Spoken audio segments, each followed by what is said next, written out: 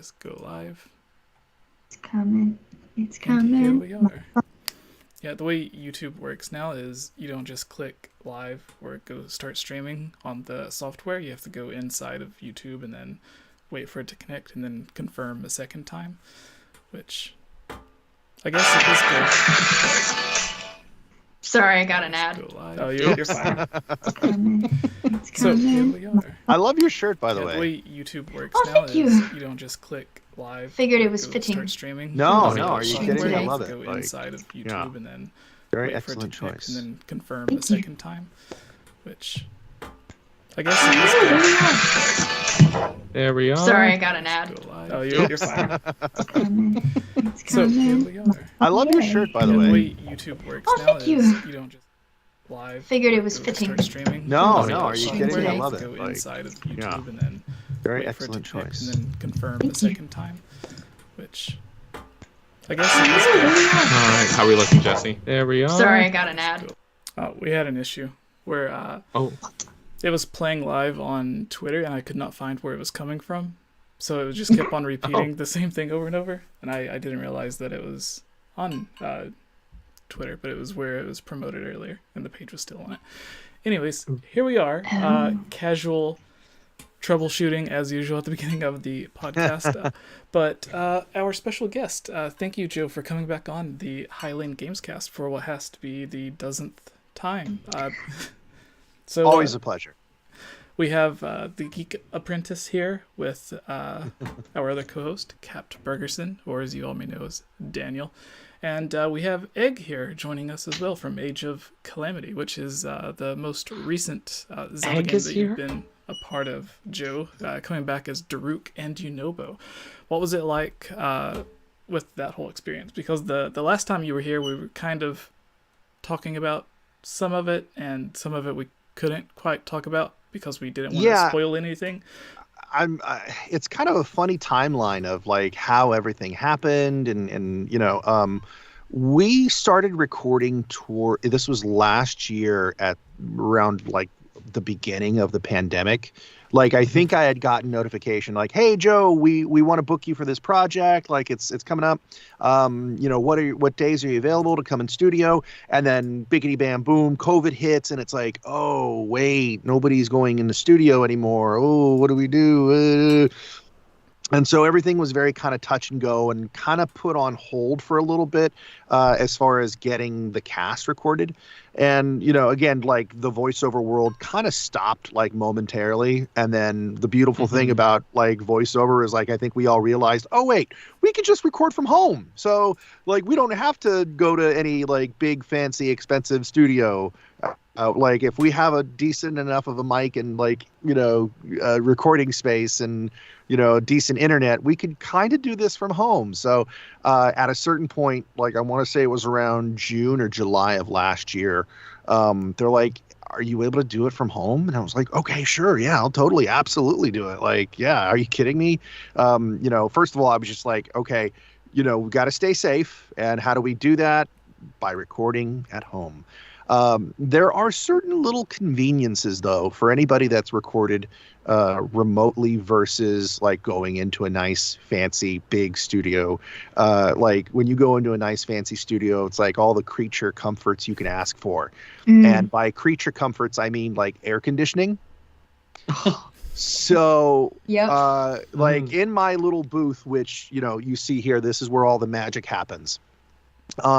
This is a converted closet. And most voice actors will tell you, like, no, like I just converted my closet, my walk-in closet, and I have all my microphone and all my tech and all my stuff set up there, and that's where I do it. And you got the soundproof foam and so on and so forth.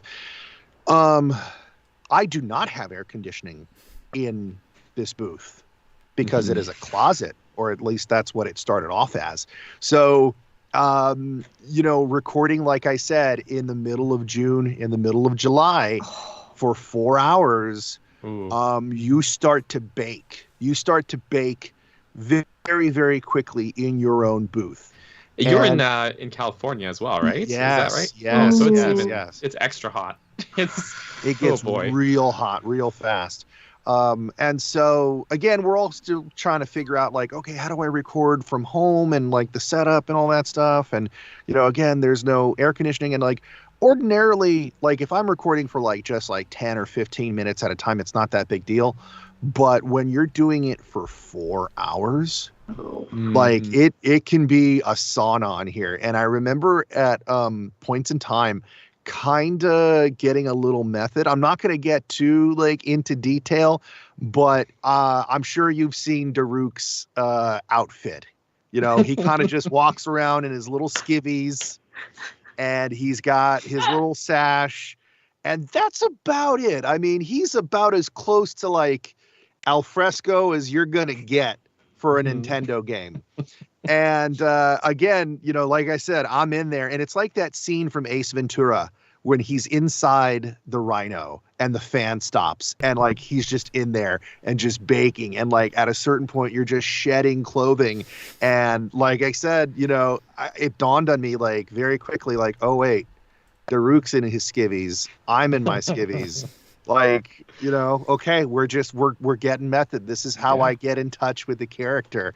You're channeling your inner Goron. Absolutely. There you So go. it was a very cathartic moment in that. And like, like, okay, yeah, I'm an actor. Like, okay, we're going to suffer for our art. Oh, poor, poor pitiful me. Like, whatever, it's like, how bad can it really be? Right.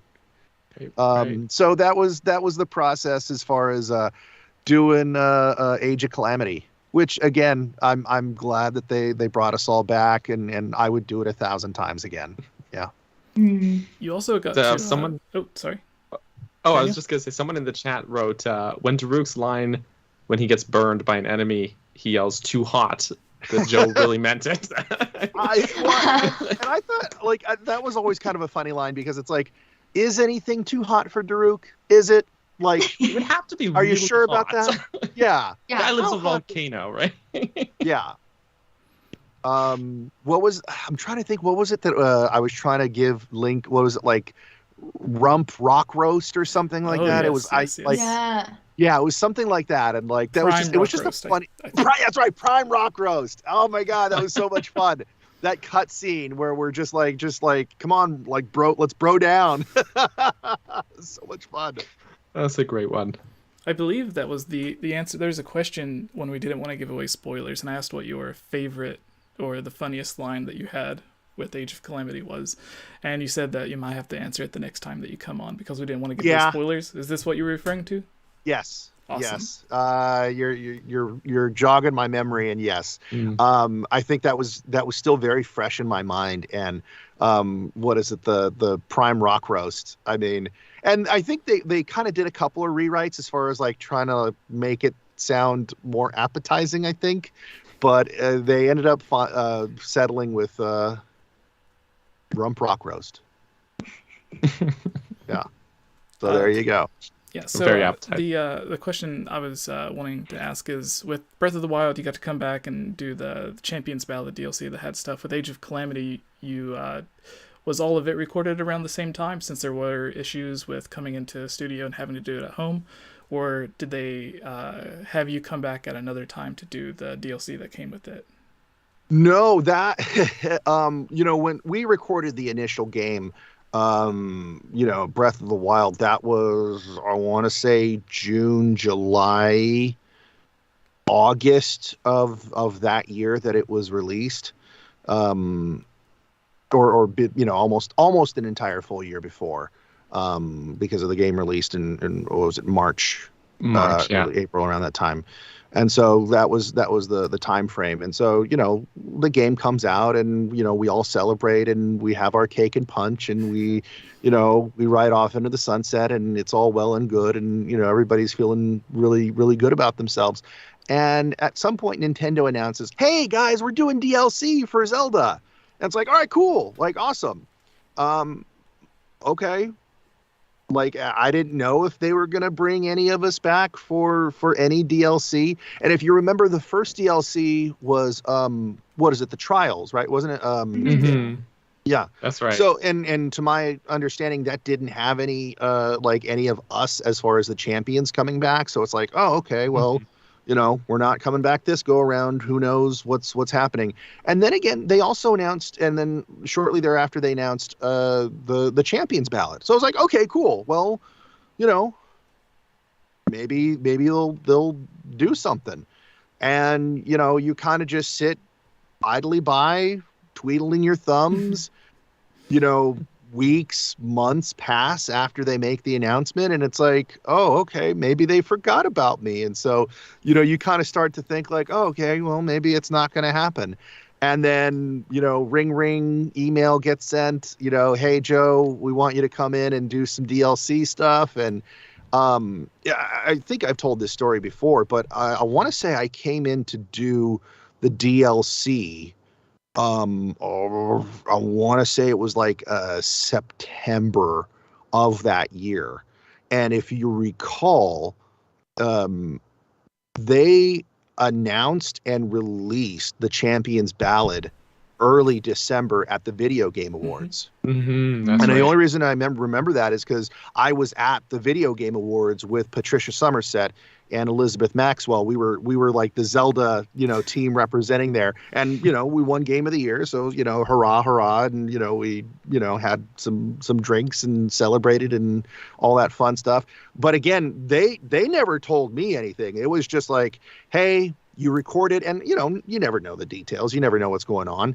And so it's like, it'll come out when it comes out. And that's that. And for them to not only do the trailer at the Video Game Awards, but then, oh, yeah, it drops tonight. Like, I was right there with everybody else. Like, what? Like, huh? So, again, that was entirely news to me. I know the turnaround sometimes from the moment that you record something to when it actually is released can vary, project to project. But this one was like, wow, that was a short turnaround. So again, kudos for them for making it happen and, keeping it all nice and secret and, playing it close to the vest. Was it a similar experience for Age of Calamity's DLC or was it roughly like all recorded in one go then as well? No, we kind of broke up like the DLCs a little bit. So it was like, okay, the game is released and then, I'm sure they're probably doing their rewrites and rendering and animations and all that stuff. So I'm trying to remember the exact timeline as to when we recorded the DLC, but I would say probably about a good 2 months or so from the moment that we recorded to when it was actually released, which again, is a very, very short window in the video game world. But again, kudos and testament to them for being able to make it all happen under the gun and under pressure and in that timetable, because that is just almost unheard of. Yeah, for sure. Do you have any wait, sorry, Geek, you haven't been able to ask anything yet. Do you have anything? Yeah, go ask a question. We're just hogging it. Sorry, Geek. I did write down questions, but oddly enough, none of them have to do with the role. But I did think of one, which was I've never had to match lip flaps before, and because I've only been a part of one of these interviews for some reason. I think because I always have work. I was at the one with Patricia Somerset. But I'm just curious if you can recall, were there any lines that for some reason you just were having so much trouble matching the lip flaps? Because I imagine that was pretty difficult. I'm not going to say if there was a specific line or anything like that. I can tell you just in general. Again, I didn't know really what I was auditioning for. I didn't know that I was auditioning for a Zelda game. And I come in day one and they're like, hey, you're working on Zelda. I was like, yay, awesome. Woo, totally stoked. And again, nobody at any point told me, hey, you're going to be dubbing against the Japanese. So again, the lip flaps and all that. And so it's like, oh gosh, I wish I had known what I was getting myself into. Not that, they could spoil it or tell me what I was doing, because obviously NDAs and secrets and all that stuff. So it's like, oh, darn, I probably should have brushed up on my dubbing, matching the lip flaps and all that stuff before going into it. So, again, sometimes when you work on a lot of Western video games, you're just free to do whatever, man. You're just you can take as much time or as little time as you want. But again, when you got to like get the lip flaps to Japanese, it is super, super, super technical. As far as being able to thread the needle, as far as the time and the vowels and, all of that stuff. And that is a pain in the butt. So take all of that. And now you're no longer in like a professional studio with air conditioning. Take all of that in the middle of June, July, and you're in your closet recording in your little, podunk, booth, sweating all over, sweating to the oldies. And you're trying to record, with your internet hopefully holding up as best as it can to picture. And again, it's one of those things that's like, oh gosh, it's demanding. And at the end of the day, look, hey, we're dubbing. It's not that, we're not like curing cancer or anything like that. So it's not like the end of the world if I screw up a line. We could always go back and fix it later. And, my God, again, it doesn't get said enough, but the engineers that work on some of these video games and some of these projects, especially during COVID, my goodness, an engineer, they are like the unsung heroes of video games and anime and voiceover in general. They are like just technical sorcerers when it comes to audio, and we would not have survived and weathered this storm during the COVID pandemic, where everybody is working remotely from home, without great audio engineers. So it cannot be said enough. So that's my little ditty on that. Yeah, our friend Jorge in the chat says Joe's recording Daruk's voice acting on hero mode.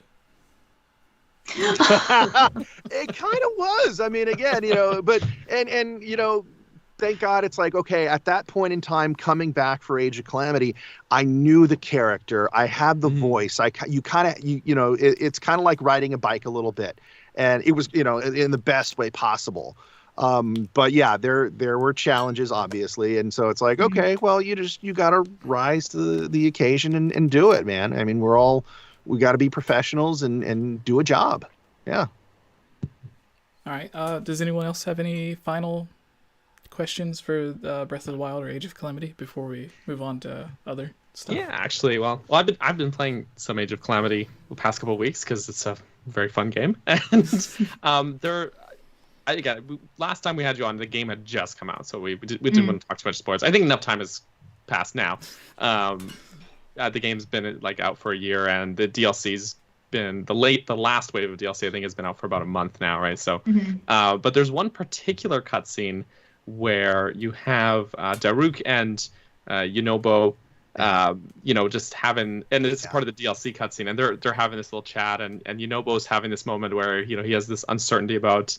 He's like, "Oh, I'm not the one they're here to see," and Daruk's like, "No, you're a hero too, man." And they're having this bonding moment, and it's frankly heartwarming. But so it's a very good performance on both fronts. But was that kind of scene, I guess, a challenge for you to capture both sides of that moment between these two characters? And I guess in the recording process, is that something you do all one character first and then all the other characters' lines, or are you having to have this weird conversation with yourself? We definitely recorded all of one character's lines first, and then we move on to the next. And typically, with most video games, most directors will kind of ask you in these types of situations and scenarios, they'll ask, okay, who would you like to record first? And as an actor, you're probably going to go with the one that is the least strenuous first. And I say that because if you're doing like anything that's like really hard or, really strenuous or crazy creature-y sound, you kind of want to save that to the very end of the session because, let's just say for the sake of argument, you do that first and then God forbid you blow out your voice. Well, wait a second. Now I can't voice these other characters. So again, and so it's like, okay, let's do Yunobo. Very light, pleasant, not terribly strenuous Yunobo, who is always gentle on the voice. God bless Yunobo. Because this is not going to hurt my voice at all. As opposed to, getting into, really deep, and then like that stuff, you over the course of like a 3 or 4 hour session, it's gonna wear on you a little bit. But again, we're all professionals and we all got to dig deep and we got a job to do. And I took a lot of joy in those scenes where Daruk interacts with Yunobo. It's just so heartwarming. I mean, you hit the nail on the head. It's just heartwarming. And like, for me to be attached to these characters and then to see them finally kind of come together and get some really good, meaty, chunky time with each other, where Yunobo is talking about some of his insecurities, and it's like, oh God, how do you not identify with that? And how do you not love that? And how does that not endear you to him? And even in that goodbye scene where it's like, oh gosh, oh, my heart, it's just like, and it's great because this game, in some of these scenes and moments really take you on an emotional journey. So, I mean, me recording in my booth in hard mode, you're definitely following along with the gamer as well. I really like that you asked that question, Daniel, because a few weeks ago, that was the exact scene that I sent Joe a message about on Twitter. I was like, oh, you did a really good job on this scene. It was a good scene. I was streaming it on my live stream, and even everyone in the chat they were like, this is so heartwarming, and they were all touched by it. Like it's great. It's a great scene. I really think Yunobo in particular. Like, I love Daruk. I think Yunobo is one of the most underrated characters in like the people don't talk about him very much. He really comes into his own in Age of Calamity. And that was one of the things that I really, really loved about this story and this script. And it is, okay, yes, we're bringing these characters back. What are we doing with them? And I love that we were able to kind of explore new areas and new themes and a lot going on with all of these characters. I loved it. I mean, again, you never want to be just rehashing the same thing for the sake of rehashing it. You want to be able to bring something new to the table, and they absolutely did this time around. Yeah. Yeah, there was an interview with Aonuma was asked right after Breath of the Wild came out if we would be able to see the return of the champions sometime, because they had passed away at the end, or their ghost spirit, whatever you want to call it, moves on by the end of Breath of the Wild. And he said that if he can figure out a way for them to come back, he wants them to, because he fell in love with all those characters. So it was great to see something like Age of Calamity come along. So yeah, we got a little, like, I mean, again, not that they tell me the entire story of the plot when we're recording. Sometimes you're just aware of like certain plot points that revolve around your characters. But like at a certain point, you just kind of have to talk with them. It's like, okay, so are we doing like Back to the Future? Are we getting into like Terminator 2 territory with this? Like, and yeah. I mean, and they were all very, very cool about everything. It's like, yeah, we did get a little Back to the Future with it, but I don't care. Hey, we got a chance to get the gang back together. So, yeah. Yeah, I've heard a lot of contention from fans about like the whether it's canon or whatever, all this debate about the story. And I don't know. I always feel like I'm playing the game. I'm like, you know what? What you want to debate that? Go ahead. But it's a fun game. It's really fun. Yeah. The characters are so superbly written and performed. And I think it's not everything has to be like up to, I don't know. Like 100% continuity with everything else. Sometimes that puts you in a box then. So I think it actually worked for what the story was, to bring in those like time travel aspects, because they can explore these characters more thoroughly than they would be able to if they were put in this creative box, I guess, if that makes sense. Yeah. But Yunobo's refreshing because he has a lot of growth compared to, Daruk's already kind of found his strength, right? Before any of this stuff happens, right? Where it's great to see a character kind of come into his own there. Absolutely. And again, finding those moments for Daruk where there's a moment or two where Daruk is getting his butt kicked, and Daruk isn't used to that happening. Daruk is the ass kicker, not the one getting his ass kicked. So, there's even that moment right before Yunobo comes in. and saves his bacon, where it's like, you know, Daruk has this moment, this look where it's like, oh gosh, this is it. I'm dead. I'm toast. And, you know, Yunobo comes in out of nowhere and saves the day. And so it's like, oh my gosh, you know, there's so much going on, even with, you know, a character like Daruk, who is, you know, pretty well established. You know, there's still just so much that we can dig. With Champion's Ballad, again, you know, I thought I had a pretty good understanding of the character and where we were at, and I love being able to explore that cutscene with the dog, where it's like, oh my gosh, we finally find something that Daruk, the almighty Daruk, is afraid of, and it's a dog. You know, he has to use Daruk's protection to save himself. So again, like, I love the exploration of all these characters and like their hopes, their fears, their loves, their wants. Like, I'm here for it, man. So all day, every day. How great was that dog, taking in all the heat from Death Mountain as well? That too. That's a good point. Geek, you said that you had some questions that weren't necessarily Zelda related, which is kind of where I was wanting to take it for the last few questions. Okay, so like I said, I was not there for any of the other interviews, so I feel bad for like not knowing any of this. But I guess first, have you done like other acting outside of voice acting, like stage acting or film acting? Yeah, I originally started off in the theater world. You know, my degree is from Cal State Fullerton, which is like one of the top 15 like theater programs in the nation. That's really where I got my chops and like really kind of paid my dues. You know, is doing live theater, live performance, and that was really like where you kind of cut your teeth and get the experience and level up, so to speak. And unfortunately, after I graduated from college, I quickly found out that unless you're on a national tour or on Broadway, there is no way to make a living in theater. Nope. My God, it is like just non-existent.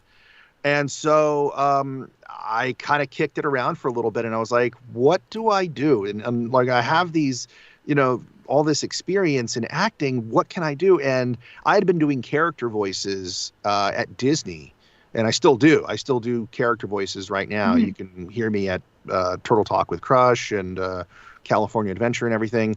And so I was like, you know what, I'm going to get serious with this voiceover thing. And I started studying classes, taking classes out in LA, and just kind of getting serious and learning the trade and the craft. And again, acting on stage is very different than acting in a booth, you know, in front of a microphone.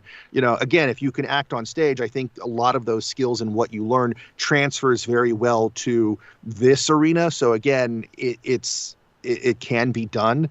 You know, and I'm grateful for the background and training that I had previously coming into voiceover. But yeah, I mean, any experience that you can get, whether it be improv or stand up or, you know, anything, just to, you know, make your time in the booth, you know, that much sharper. Yeah. I love that. I love that most people always end up like, especially the stronger ones, they always have started in theater. It seems like not everyone I know, but I love that I see. I don't know. I guess I just nerd out about it because I also have my BA in theater. So I'm like, hey, all right. So cool. Where's your BA at? Where'd you No one knows this school, but it's called Franciscan. I graduated. There were 3 other people in my major that graduated with me. The total major program was about 15. But it was nice because we got a lot of one-on-one with the professors and a lot of opportunities. But it's a little nothing college no one's ever heard of. Oh, man. That ties in very well with the question I was going to ask you, which is on your Twitter, you have Breath of the Wild, Age of Clams, and Transformers mentioned. And what are some of the, if you could just fit all of your favorites in the description of your Twitter for everyone just to go and see, like, oh my gosh, I can't believe he plays that person. Like, we were talking one day and I found out you mentioned you were the shopkeeper guy in Spider-Man, and I was like, oh my gosh. Yeah. So you know, because it's kind of fresh right now in everybody's mind, and it's you know, kind of the talk of the town right now, is JoJo's Bizarre Adventure. You know, the new season just kind of got launched right now on Netflix, Stone Ocean. But I was in the previous season, Golden Wind, which was a lot of fun. So I played Pesci, who, you know, I mean, if you look at him, I'm sure you can find pictures of him, but he's like this weird turn-up head looking guy, you know, and you look at like JoJo's and like, you know, throughout all the different seasons and all the different like characters, and everybody's so buff and chiseled and like they're just you know, just uber ripped out of like a freaking magazine, you know, and all that stuff. And then you got my guy who's just like a turn-up head. And I had a lot of fun playing with him because, again, everybody else is like very secret and like very, you know, very intense and like very, you know, like, oh, I'm going to kick your butt and like all this other stuff. And like my guy, we were trying to figure out like a voice for him because, again, you can't, like everybody else can do that sort of thing. 𝗵𝗃 can't do that just because of how damn goofy looking he is. So how do you fit a character that is that just so derpy and odd and like just like off the walls, you know, crazy? How do you fit that into this world? And so we kind of arrived, you know, I worked with the director Tony Oliver to kind of come with a voice that was, you know, a little bit of a New Yorker sound, and he kind of has this kind of sound to him a little bit like he's always constipated, like he's always got to go number 2, you know. And if you know 𝗵𝗃, you know he's kind of the runt of the litter, so everybody's always making fun of him. So he's kind of an unfortunate soul that way, where, you know, he's just always kind of nervous and second guessing himself a little bit. I could do that one all day, man. It was a lot of fun, just a lot of fun recording, man. It sounds like a lot of fun. That was the highlight of my day, that 30 seconds there. Again, you know, I mean, a lot of people ask, you know, how do I get into voiceover? How can I create new characters? And you have a character that is constipated. That is it. He's got to go number 2. He is in a constant state of, I need to find a bathroom. That's great. It's perfect. Daniel, do you have any? I guess the other thing, you already mentioned this, Jesse, so it segues a bit. Your Cheetor, is that right? Yeah. Yeah. So I guess I'm just going to say outright, you know, total 90s kid. I loved Beast Wars back in the day. Like, I loved that show. But I guess how has that experience been? Because that's a pretty big change from a character like, well, a pretty big departure from both 𝗵𝗃 and Daruk, I would say, even. Cheetor's demeanor, his attitude, all that stuff, right? So it is, and you know, I would say that everything with Breath of the Wild and like Zelda sort of helped condition me to prepare myself for something like the War for Cybertron trilogy, because, you know, Transformer fans are like in a league of their own. I mean, they're like diehard, intense, like crazy. And so you definitely, you know, want to make sure that they're happy with what you deliver. And, you know, again, and I was more of a G1 fan. Like, I grew up watching like the original series. So again, just sort of like knowing what goes into Transformers and the fandom, and like you want to make sure that this is like as kick-ass as possible. You know, they kicked my butt, you know, for Cheetor. I mean, like it was some work, man. I have my little like Apple Watch and stuff like that, and like we're doing all the fight scenes and all the efforts, and like my Apple Watch is going off like, we've noticed that like your heart rate is elevated. Are you working out? Are you like, and like it's like you ran a mile or something. Like it was like, no, I'm not running a mile. I'm just like right here, and like I'm trying not to get shot by Decepticons right now. Like it was, like that was it. So it was my workout for the day. But I loved it, and I've had a chance to really interact with some of the Transformers fans out there. Did a con out in Santa Fe last month, and again, just some really, really cool people, man. So I'm so honored to be just a very, very small piece of an otherwise just gigantic, massive franchise like Transformers. And again, very similar to what I experienced with Zelda, where again, like there is the 6-year-old version of Joe that is like that, like I said, grew up watching G1, that grew up playing the original Legend of Zelda, that I'm like, what am I doing right now? I am a part of this franchise that I grew up watching. So again, it will never be like, I don't think it'll ever entirely sink in. That's winning. Was that process like trying to bring that character back to life? Were they having you trying to like more emulate the 90s take on Beast Wars, or did they just have their own spin on it for this incarnation of the character, or how did that process go, I guess? A little bit both. I know the director personally, 𝗵𝗃 and I mean Philip, I've worked with him on several projects over the years that I've known him, and he is always one of those guys that like he does not do anything halfway. Like everything with him is like balls to the wall. Like we are going to go all out. And so it wasn't so much a matter of like trying to emulate what had previously happened in Beast Wars. You know, it's like make it your own, do your own thing, but like this is we need to take this seriously. Like you need to freaking bring it. And so again, you know, you when you take all those factors in, plus the director, where he's like, we got to knock this one out of the park. It's like, oh man, if I wasn't going to be bringing my A game before, now I'm definitely going to be bringing it. You know, and again, I'm very proud of the work that I did on that show. All of that awesome. kind of explains why your watch is telling you to take a breath. Yeah. Yeah. No doubt. Oh, goodness. Geek, do you have a final question? And Joe, did you still want to join us for the 10 quick questions of the Kahoot play, the quiz? Awesome. Sure. It's all Goron from Breath of the Wild related.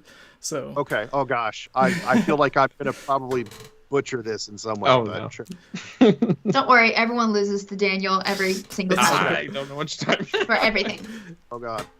So The defending champion. I You didn't actually tell me do. there was gonna be a test. no, it's good. It's got it's multiple choice, like 1 Okay. through 4. 1's usually a joke answer, so really it's 1 through 3. To be clear, the joke answers usually have something to do with Daniel. So, like it'll be, where is this located? And one of the answers will be Daniel's basement. So, not too hard. And altogether, it should take about 5 minutes at the most, because it gives you about 20 seconds to go through. So, Geek, do you have yours?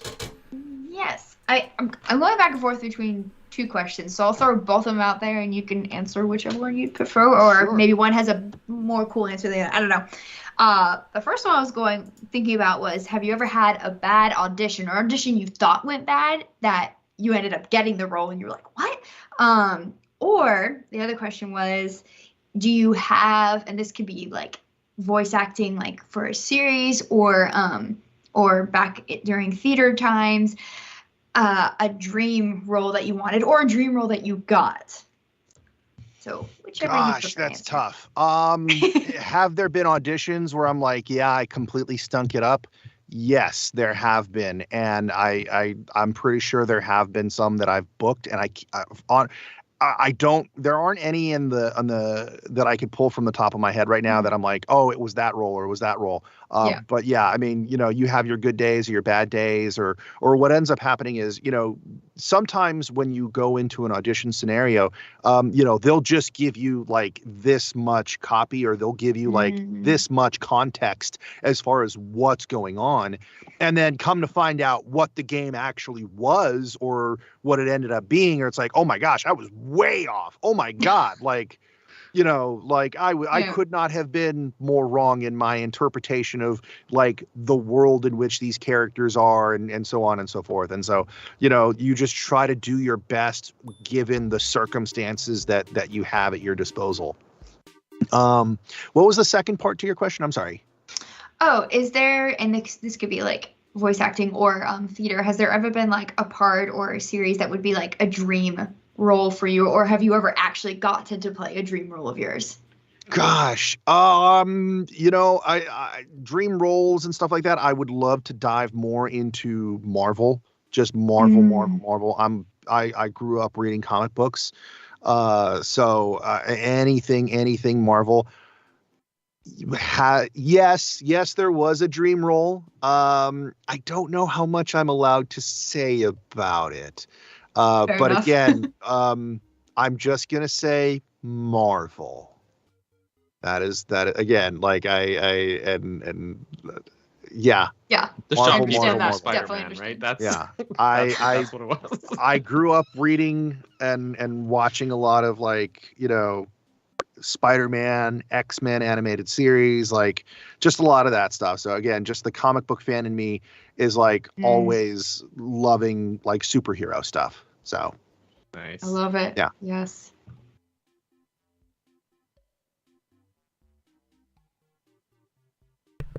I was muted for a second. Yeah, Oh. you were. Oops. I saw the mouth moving. But Yeah. Like, we have to match his lip flaps. So if you Well, yes. you can use a phone, a tablet, or anything. If you're watching live, it's just on a blank background right now, showing the Sheikah symbol. But I'm giving the number in the Skype chat here. So you can go to Kahoot, KAHOOT.IT. Oh, You can do gosh. it on a phone. You don't have to download anything or log in. It's automatic. Oh gosh. Okay. What did you say it was again? I'm sorry. Yeah, it's KAHOOT.IT.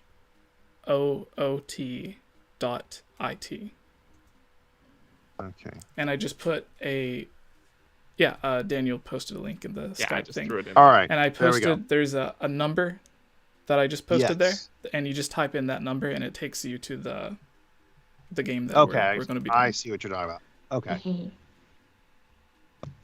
I'm ready to be decimated Decimated. and be proven that I am not a real Zelda fan. Oh no. And No, we're not gatekeepers here. I can tell you all about the music all day long. Okay. all right. But you ask me how Now many that you keys guys in are- a dungeon, I can't tell you. This will have a limit of up to 10 people, so you'll be playing with against 7 other people from the live chat. Oh gosh. There we are again, and there it is. Okay, so for everyone in the live chat, only 7 people can join because it has a 10 limit person. I apologize for that. But the number, I just posted it, but it is 1560319. 1560319. And when we get to 10 people, we'll go ahead and start. So is there... Yeah, there's Birdman, some other people coming in. Is there anything that you have auditioned for in the past that you weren't able to get, or that you did get, but you weren't able to go through with it for some reason? Maybe the scheduling didn't line up or anything? Has that ever happened for you? There was something, and I can't remember what it was. I know that there have been a couple of projects where it's like, hey Joe, we want you to come in and do this thing, and like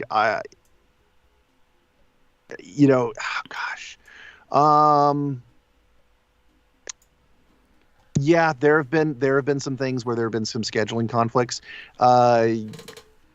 Not that it was like a major conflict, but I was working on The Last of Us Part 2 Nice. and Spider-Man Miles Morales at about the same time. There was it was almost like, okay, 1 week we were doing this, 1 week we were doing that. And there'd be times where, and the funny thing is they're both from Sony, so they're both recording at the same location. And so like, hey, we want to bring you in for this, but it's like, oh wait, well, I'm over here. Can I do like split days? Can I just like walk over next door and do that? And like, they're like, no, sorry, you can only do one. You can only do The Last of Us Part 2 today. So it's like, damn, okay. But it's like I can't quite have your cake and eat it too. That is one instance where it's like, having a pretty full schedule definitely came back to bite me in the butt a little bit. I was going to ask, have you noticed since everything's been going on now that you have your own booth and places are starting to open back up with, I don't know about voice recording studios or anything like that, but have you noticed getting more auditions now that you have your own quality studio that you can record from, that maybe if they were recording in another state or somewhere that was too far away, have you noticed a rise or drop in auditions that you can take now, or how's that been going? I would say the auditions themselves have been pretty steady. I would say that the work itself, I think, has probably increased. And I could tell you, working remotely, it's probably because now I am here. I am in a singular one just location. I know where I'm at. I am recording. Like inversely, if I were to be in LA, now I have to drive from one studio to the next. And now there's like zigzagging all over town from like here to there and all that stuff. And that takes up time. So now you're able to actually theoretically get more recording sessions done in a given day. There's just very little time in between. So it's like, oh my gosh, you know, at a certain point, you do feel like a slave in your own home, as weird as that sounds. And again, you know, I have air conditioning in my house. I just don't have air conditioning in my booth. So, you know, hey, there's that. But other than that, you know, no big deal. All right. So I thought we were going to have a limit of 10, but somehow there's 20 people here. So let's just see how it goes. Maybe we'll probably just launch into it. So get ready, everyone. We are starting now. You should be able to see it on your screen, but I'll also be trying to read it out for everyone. Gorons of Breath of the Wild. Really, it's just two Gorons. Oh, God. Yes. Right, quiz. What is the name of Daruk's ability? I know this. Daruk's defense, Daruk's shield, Daruk's protection, Daruk's guardian. You get more points the faster you answer as well. Yes, so. yes you do. Okay. Yeah. Which sometimes forces you to answer wrongly because you're like, oh, quick. Yeah. I hope I got that right. I'm pretty sure I did. Yes. 17 people got it correct. Awesome. Who got 13? All right. Someone picked I got Daruk's points. defense. Awesome. All right. That's one of those unforgettable ones. Borger, you're in second, Daniel. Who did you sign up for, Joe? What's your name on here so we can keep track? It's just Joe. Joe, okay. It's just Joe. Nice. Yeah. All right. Number 2. Where does Link meet Yunobo in Breath of the Wild? Abandoned North Mine, Abandoned South Mine, Daniel's basement, Abandoned East Mine. It's definitely Daniel's basement. It's my basement. Are you smuggling Goron youths in your basement? Is that what it is? I'm probably going to get this one wrong. I was torn between two. I got it right. Yes. I got it right. I didn't think I was going to get that right. Okay. You got it. I'm not going to lie. I kind of guessed on that one. We got Gruce in third. Have you checked out Skyward Sword HD? Have you got the chance to play it, Joe? I haven't. No. Sad. Skyward Sword and Twilight Princess are like the two Zelda games that I haven't really had a chance to play. Just because at that point in time I was like in college, and so like my video game playing was like down to next to nothing because I was trying to be a good college student. I was trying to be anyway. But yeah, I remember like I did Ocarina, I did Wind Waker, did Spirit Tracks, did Phantom Hourglass, and then it's like we stopped. Nice. Yep. Oh. Where is it? Yeah, the crazy thing with Skyward Sword, they had the HD remake or remaster come out. Yeah. And within its first month or two, it ended up selling almost as much, or if not more, than the original did on the Wii throughout its entire lifetime. So, wow, it was really exciting to see a lot of new audiences get to play it. All right, next question. 3. Ooh. Who is Link's companion up Death Mountain? Daruk, Yunobo, Darunia, Daniel. Clearly Daniel. It's me. He puts Daniel on the thing and launches him at... Yeah, I had a friend that was playing this, and we had an argument. And does Link have to carry you all the way up? I guess he'd have to. Everyone got it correct. Yeah, there was I had a friend doing that one, that specific part, and I was like, Yunobo's basically like a Pokemon here because he's just tagging along, following you. You have to give him like the TM or the HM, let him learn cut so he can chop down a bush or something, but instead he's just launching himself at different things to bust stuff. And so a lot of people came up to me after the game came out, and they would either tell me it was their favorite escort mission or their least favorite escort mission. It's the only escort mission I like. Actually. Okay. I don't like the other escort missions. That one I actually enjoyed. Like some people were like, I loved it, and other people were like, no, I wanted to throw Yunobo into like the depths of Death Mountain. Yeah, you mentioned Link carrying Daniel. That's basically what most of the escort missions were. Like Princess Fruto and Ocarina of Time. You have to just carry her around everywhere. She doesn't want to walk. She's the worst. Yeah. But I enjoy that you commented on that debate we were having. You were like, Yunobo is definitely not a Pokemon. He's rock type. 4 out of 10. Daruk's weapon is called what? Boulder Breaker, Cobble Crusher, Stone Smasher, Big Goron Sword. It's funny because these are all actual weapons in the are. game. Exactly. That's what's throwing me off. I had to look most of these up. No, I got it wrong. Uh-oh. It's so Boulder bad. Breaker. The biggest of the rock categories. And That makes more sense. 5 of 10. Which food does Daruk give Link to eat?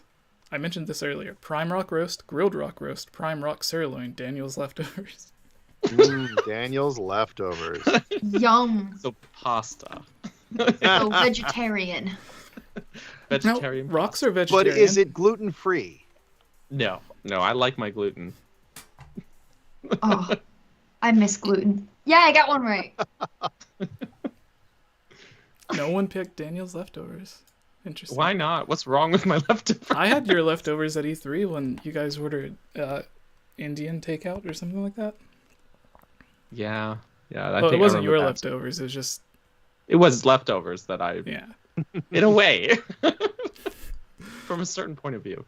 6 of 10. Okay. When did Breath of the Wild win Game of the Year at the Game Awards? 2017, 2018, 2019. Daniel's birthday. Oh no, I did. I put the wrong one. Did you click Daniel's birthday? No. I'm not Why that not? tired. I may have been teaching all day, but I'm not that tired. Yeah, I knew I picked the wrong one the moment I hit it. I was there at the Game Awards, so yeah, I should know this. Ah. I only see Daniel. Daniel's in first. That's... Of course he is. Daruk's divine beast is I know named this one. Varuta, There he is. Vadaniel, Varudania. Daniel. You're killing me with these, Jesse. It's Daniel. Daniel. For There sure. you go. Doesn't Man, if I had known we could do this many jokes, I would have put more jokes in the quiz I made. Doesn't Va come from the Gerudo speech?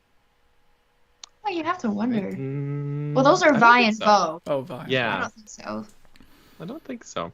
Oh, Link's in 5th. So whoever, maybe it's the real Link. Maybe we're lucky. Who knows? The real Link should know this stuff. What is Daruk's fear? What is the Rook Sphere? Cat, Daniel, Flower Lady, Dog. It's the flower lady. It's the flower lady, guys. It's all of our fears. But let's be honest, all of Magda. us do it on purpose now at this point. I kept wanting to mention it earlier because there was a lot of stuff in this quiz that was mentioned earlier. So I was wanting to be like, remember that for later, but I didn't want to give too much away. Everyone got that No, one you're right. right. There is going to be a test at the end of this, so please you make go. notes. Like, absolutely. It's funny with the flower lady. If you light a spicy pepper on fire and toss it onto the flowers, she does not react. No. I did that. She 9 just of hates 10. Link. Yunobo is Daruk's pet Daniel, uncle, grandson, brother. Gosh. So what is Yunobo's relation to Daruk? Pet Daniel. What does that mean? I don't know. Grandson is the answer. Which makes me wonder, like, so who I would was be literally the, about the to- father in between? How does that even work? Yeah, maybe Ooh. we need to get a game 50 Do I want to years in know? between. That way we can, There's a story to be told there. yeah. Yeah. All right, final Yeah. question. 10 of 10. Where do the Gorons live? Daniel's basement, Goron City, Goron Town, Goron Mountain. That felt like a trick question. Well, you know And the I got it real wrong. answer. Oh, 4 people picked Goron Mountain. Yeah, including me. Oh, did you? I Because don't know Death why Mountain? I put that. Yeah, I don't know why I put that. Well, Like, after I clicked it, I was like, have you played Zelda? What? I was a little bit thrown off because I was expecting Death Mountain. see, Natsu came in There's third, it a- says. He got 9 out of 10. Number 2 was Zelda Verde. And then first was... No one. Sorry, no guys. one came in first. No. I can't help it. Doesn't exist. Right. You could help it. You could answer wrong. I can't. I tried My once. mom says that when we play Mario Party and I kick her butt in every minigame. Sorry if she's watching. And she's like, you could, just like lose. And I'm like, you raised me better, Mom. You told me to always do my best. So There you go. Joe, Geek, what places did you guys come in? Let me check. Oh, I didn't even look. I just know that I I didn't got even 6 look, out of 10. I got out of it because I got a D. Yeah, I think I left the room, but it was probably bad. I want to say I missed 3 questions, so I don't know where that puts me. Maybe middle, bottom of the pack. I don't know. Would have been 7 out of 10. Yeah, it says. Okay. I was like 17th place. Yeah. Players. Okay, here it is. Where's Joe? I will say it helps that like it was only I just played through that section of the game like a couple of weeks ago, So it's all that fresh in might your have mind. put me at an advantage there, especially with Out of I feel like that's 23 happened people, you before came where you in. had played a section of whatever we were talking about. No, it was a Twilight Princess Kahoot, and you had just been recording a bunch of footage for Twilight That's Princess. right. I had been doing yeah. So that might have put me at an advantage here. So it says Joe came in 12th place and got 80% correct. So you got 8 out of 10. Okay. That's You Okay. sold good. yourself Take short that. on one. I'll take that. And Geek, you came I in would have gotten 18th 7. and got 6 out of 10. I would have gotten 7. If I, yeah. No, Doesn't matter. I no still did worries, no really worries. well. I got a D. So Joe, thank you so much for coming on and doing the interview, catching up with us, and playing some of the trivia with us. It was a lot of fun. Anytime, guys. Yeah, there- absolutely. It's always fun to come and hang out and chit chat and catch up. Do you have any new games or anime or anything out right now, or anything that is announced that you can talk about that we should check out? that you can tell us about. War for Cybertron is out on Netflix, so check out Transformers. I'm cheatoring that. If any of you guys happen to be coming to California Adventure anytime soon, over on Adventures Campus, they have a Hawkeye show. Because, the whole Disney Plus thing, I voice Hawkeye in that. So, again, that's very, very specific. He's my favorite Marvel hero. Yes. So, again, kind of getting a chance to play in some of that Marvel superhero sandbox, which is fun. Awesome. Okay, that's cool. That's real cool. That is really cool. Yeah, so everyone, thank you. Please go check out Joe's Twitter to keep up to date with some of the stuff that he's doing on there. And we hope to see you sometime in the future. Absolutely, anytime. Have a good night, everyone. I think Geek and Daniel and I may be coming back just to do some normal gaming news, but everyone can say bye to Joe. Yeah. What the Pope is my camera? Your camera looks good. What? No, No, we it's are not streaming, centered. guys, just so you know. Oh, that's good to know.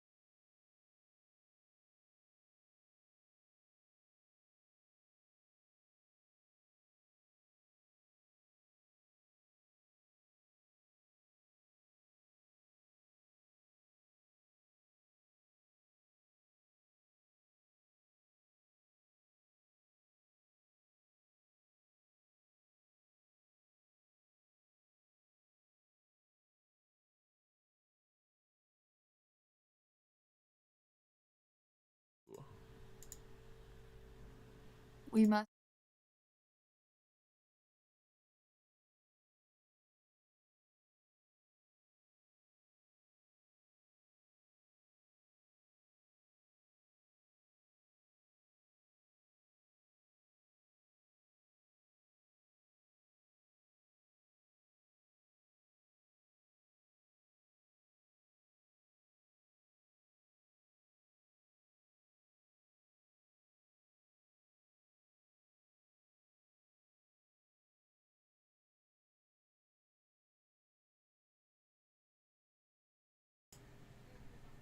All right, everyone.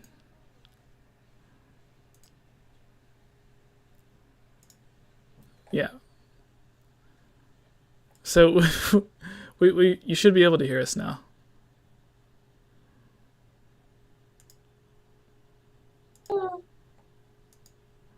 There it is. Yeah, the audio came back. I just would listen to it. It's good. Audio exists. That's good. I'm just going to still a couple of things. Oh, they say we can just hear Jesse. I had to add me and then I added you guys. Oh. What is our faces? Okay, we're good. We're good. We Gucci. I said that around one of my students, and they were like, "No one says that anymore." And I was like, "That was a thing a few years ago." And they're like, yeah, "No, no one says that anymore." Well, whatever. This is a sign of us getting old when we still think we're hip and cool, and everyone's like, I forget what it was. A student asked me about something, like something they were gonna sing from a musical theater class, and I was like, "Oh, I've never heard of that." And they were like, "Oh, it's from such and such, like something on Nickelodeon or whatever." And I was like, "What?" And I'm like, "Bro, I haven't watched Nickelodeon since I was in elementary school." And they're like, "Well, how long ago was that?" And I'm like, 16 years ago, because I'm 26. And they're like, one of them just flat out goes, "You're old." And I was like, I am in my mid-20s. That is not old. Oh, no. And I look like I'm 15. My son regularly calls me old and reminds me that I'm old. And I'm like, dude, I'm not even 30 yet. Right? Give me some time. Let me ride out this. Kids, anyone above like college age is old. Yeah. Yeah, exactly. Let me ride this out. I don't have very much time left before I'm 30. Let me just enjoy it while it lasts. Once I turn 30, then you can call me old. So, yeah, it's not going to stop him anyways. Okay, we're good now. Egg's back. Everything's under control. So, Egg is back. Oh. Egg is here. No, I'm just thinking eggnog. We love Egg. Yes. There was like one of my eggs, streams. Eggs are fine. Depends how you cook them, but fair enough. Fair enough. Yeah. Sure. One of my Age of Calamity streams, someone was like, no, I think it was even before. I think it was just another random stream, but I have in my streams Tarako. He comes up as my alert box, right? Yeah. And it plays the sound. And someone was like, "Oh, I don't like Tarako. He's so annoying," or whatever. "I don't like the egg." And how everyone turned against that person. We're all like, "Excuse me, we stand the egg here." I enjoyed Egg so much, I spent about 6 hours editing this 4-second clip of Egg jumping. He's so cute. I love him. He's not, like, he's half on grass, half on the ground, and there's, like, the characters beside him. So it's like, you can't just green screen out everything. You have to, like, go in and just tweak everything as it is. Anyways, next week, we were very, very rude to our guest Joe and did not ask him about his thoughts on the Game Awards. So with that out of the way, oh gosh, that's next week. What's your thoughts on the Game Awards? Now there's all these. I said this last year. Which Vin Diesel game do you hope wins? Right. I said this last year, right? Where I was like, the first year I sat through and watched and recorded my reaction, it was a waste of time. There was nothing for me to be interested in, and that happens with Nintendo Directs for me because I just have a limited number of games I'm interested in. But usually there's at least the whole, I have a friend who's into such and such game or whatever. And I said last year, I'm not going to do it. I rushed home and I did it anyway, skipped through, and I vividly remember one game, like, literally sitting like this being like, this is like satanic. I do not want to watch this right now. I was disturbed and there was nothing there. And I realized I'm just not a fan of the Game Awards, especially because we share initials and I'm not okay with it. I keep seeing these things that are like, what's going to happen to TGA? Or it was like, we're so excited about TGA. And I'm like, well, that's not me. I was about to be like, Game Explain doesn't know who I am. And I was like, oh, stop flattering yourself. Shut up. So my thoughts I think they do. Sorry. It'd be cooler if they did. They've been on here. Daniel's been on there. I think they have a rough idea of. Yeah, maybe. They're like, but the other girl, who's that? Yeah, the one who like never shows up for anything. But me. But last year there was like rumors of something possibly happening. I feel like the rumors are stronger this year, for want of better phrasing. I don't know. So I'm probably gonna do the same thing this year, where I'm gonna rush home, and I'm probably gonna actually live stream it this time and skip through like all of the beginning, just so I can see if maybe there's something Breath of the Wild 2 related. Because I don't want to wake up Friday morning and then I see in my Discord and on my Instagram, because I don't use my Twitter ever. I'll get on for 2 seconds and then get back off. And then like, oops, still getting used to the chair. See a bunch of stuff and be like, I missed it. So my thoughts are, I don't want to watch it. I never want to watch it. I don't care about it, especially because it's not even just Nintendo. It's a bunch of other series I don't deal with. But I'll probably watch it. Well, there goes our free tickets to the Game Awards. the Geek Awards. When they open back up in a few years. No, so we were talking about streaming it instead of doing a podcast next week, right? So yeah. We were thinking about doing that. I mean, when does it start? What time does it start? Start at like 9 my time, which is right when I get off work. Or maybe it's earlier. It is earlier. 5 p.m. PST. So that would be. It's 8 for me. Yeah, I don't get off till 9. I mean, last year I just got home and like kept skipping through the entire beginning, until I got to my part, and then I'll have to watch it live. Stow dinner up here with me, or something. So what Geek mentioned was kind of what I did have planned for the news. Don't bother checking the Google Doc because it doesn't exist, like the number 11. Okay. Yeah. Did you watch Daniel's video, Geek? That I wrote out for him to record the top 10 strongest Zelda characters. Oh, most powerful Zelda. Yeah. The one where some people missed the joke. I did. I've been like really behind on watching videos lately. So the whole video is just like one. It started out as, I forgot how it started out, but I messaged Daniel and I was like, I have an idea for this video, but the whole video is just one giant joke, but it starts out serious.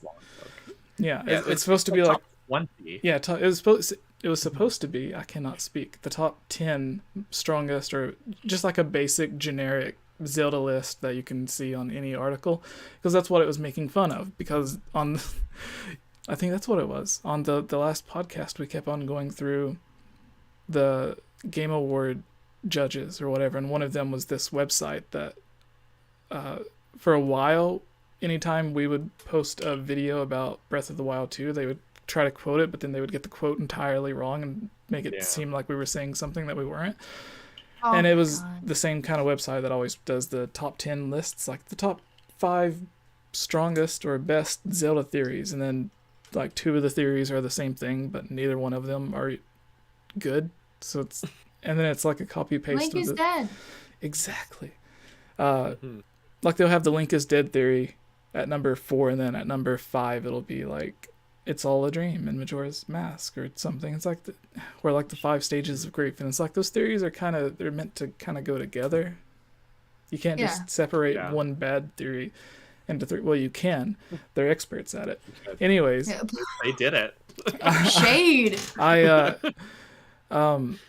So yeah, I was like, I want to do something like that, just like a generic list, and then it goes from like 10, 9, 8, and it's like generic stuff, and then it gets to people like the Flower Lady that we mentioned earlier and other stuff. And there was people in the comments like, this is the worst list ever, and I'm like, did you not pay attention? What jokes are?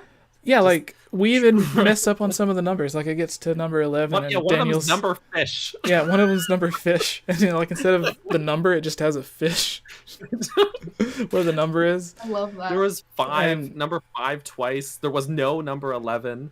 And there was like 12.9 something like that, 12.65, something like that. Yeah. One of the people was Greg, which is just like a random deer that Daniel was riding in one of his Breath of the Wild. I know about that. Yeah. So one of them was he made a great thumbnail. The thumbnail where it's like my favorite thumbnail you've ever used. Ever. Where it's just Greg's face. Yeah, so Greg was on the list, and then the one of the last streams Daniel did, he was Korok hunting, and he found this Korok, and everything around it was on fire because I don't know what Daniel did, but it was just like sitting on this tree Set stump. things on fire. Yeah, he was standing on a tree stump surrounded by a bunch of fire. And I was like, I kept on referring to that. I was like, it got to number 14 or 12 or something like that. And I was like, that Korok from Daniel's live stream was his name. Or like that one Korok. And then I kept on calling him a Pokemon instead of a Korok. Because it's like grass Pokemon are naturally weak to fire. But as you see, this does not care. And then number 1 was Tallow. No, it was Mallow. Mallow from Twilight Princess. Oh, that might actually be true. He's so powerful. And then one of them was the Kabloosh guy from Wind Waker. Yes. Yeah. Salvatore. Yeah, That's right. Salvatore. I had a hard time trying to find. One of them was Tingle's brother. Yeah. Which one? Dave Jr. Yeah, because he had the weird one of their names is Ankle, like they all kind of rhyme with Tingle, except this Knuckle, one, and his name is like David Jr. Yeah, there's Tingle, Knuckle, Ankle, whatever, and then there's just David Jr. And I was like, it's him. He's going on the list. Like they're not actually his brothers or something. I'm misremembering. Like there's one that's like, I'm just here. I'm pretty sure they're his slaves, to be honest. No, in Wind Waker, canonically, they are his slaves because it says like they wrecked it. There was a shipwreck, and then Tingle found them and just forced them to work for him. Wow. So this is a kid's game. Yeah, that's why they're. Ganon also gets, Yeah, that's why they're just stuck on that thing in the middle of the ocean with no boats around for them to leave, and they just have to keep turning the thing around. And the ocean's too dangerous to try and escape. Yeah, it's like what's even the point? Like what are they trying? What is Tingle having them accomplish here? Like they're just. It's just his sick satisfaction that he has slaves. Yeah. Yeah, it's the sense of power that he has over. Exactly. Yeah. All right. Anyways, there was a lot of debate. I don't know if you guys know who 𝗏𝗵𝗃 is, who apparently I absolutely hate, even though he's been on the channel 1,000 times. If you don't remember that one random tweet, someone was like, well, what is... No, it was something stupid, like, what's up with you and Game Over Jesse and blah, blah, blah. And we're like, we've been on each other's channel 1,000 times. Like, yeah, there's nothing going on there. Anyways, he had an interesting point, because I'm sure everyone's been seeing at the Game Awards, what started it? Obviously, there's always Zelda rumors coming up towards the Game Awards. Right. And there's always Smash Bros. Rumors. And there usually is Zelda or Smash Brothers at the Game Awards, but now there can't kind of be anything Smash Bros. Related unless it's just...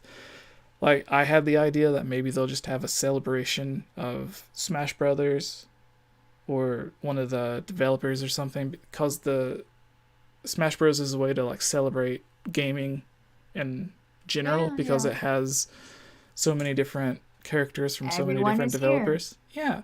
So celebrating it, in a sense, is a way to celebrate gaming as a whole, kind of. So I thought maybe they could have something like that, to where they celebrate it and its accomplishment since it's done with. Or if they do have there was not a Zelda rumor, there was a rumor where they were going to do something Zelda related at the Game Awards. Whether it was a Breath of the Wild 2 trailer announcement of the title or release date, or an orchestra or something like that to celebrate Zelda. And then a few days later, there was Jeff Keighley said that there was a game that hasn't... What was it? It was like 2.5 years. Do you remember the exact tweet, Daniel? Yeah, he said something like that. There was a game that's been in the works for 2.5 years that he's... I'll find it, but it's something along those lines. Yeah, it was a world premiere is the word he used. And then obviously a lot of people's like, oh, it's been 2.5 years since Zelda was... Breath of the Wild 2 was announced. And there was a lot of people getting into a debate with 𝗏𝗵𝗃, because they were like, well, if it's Breath of the Wild 2, it wouldn't be a world premiere because we've already got trailers of it. And then he pointed out that at the Game Awards, when they say world premiere, it doesn't mean that they're showing off a game for the first time. It just means the world premiere of that gameplay or that trailer.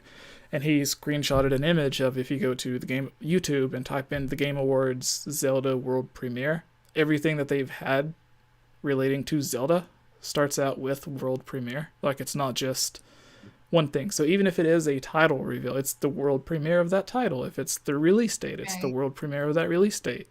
Like, anything they have that they show off for the first time. So yeah, it all kind of adds up to where it still could be Breath of the Wild 2. So I found the tweet. Yeah, what does it say? Daniel. Jeff Keighley tweeted, just saw the final cut of #The Game Awards world premiere we have been working on with a developer for 2.5 years. Truly honored we are entrusted to share this work with the world. 2.5 years sounds like a long time, but summer of 2019 was actually my last global tour to visit developers. I always have so much fun visiting studios and hearing about their projects.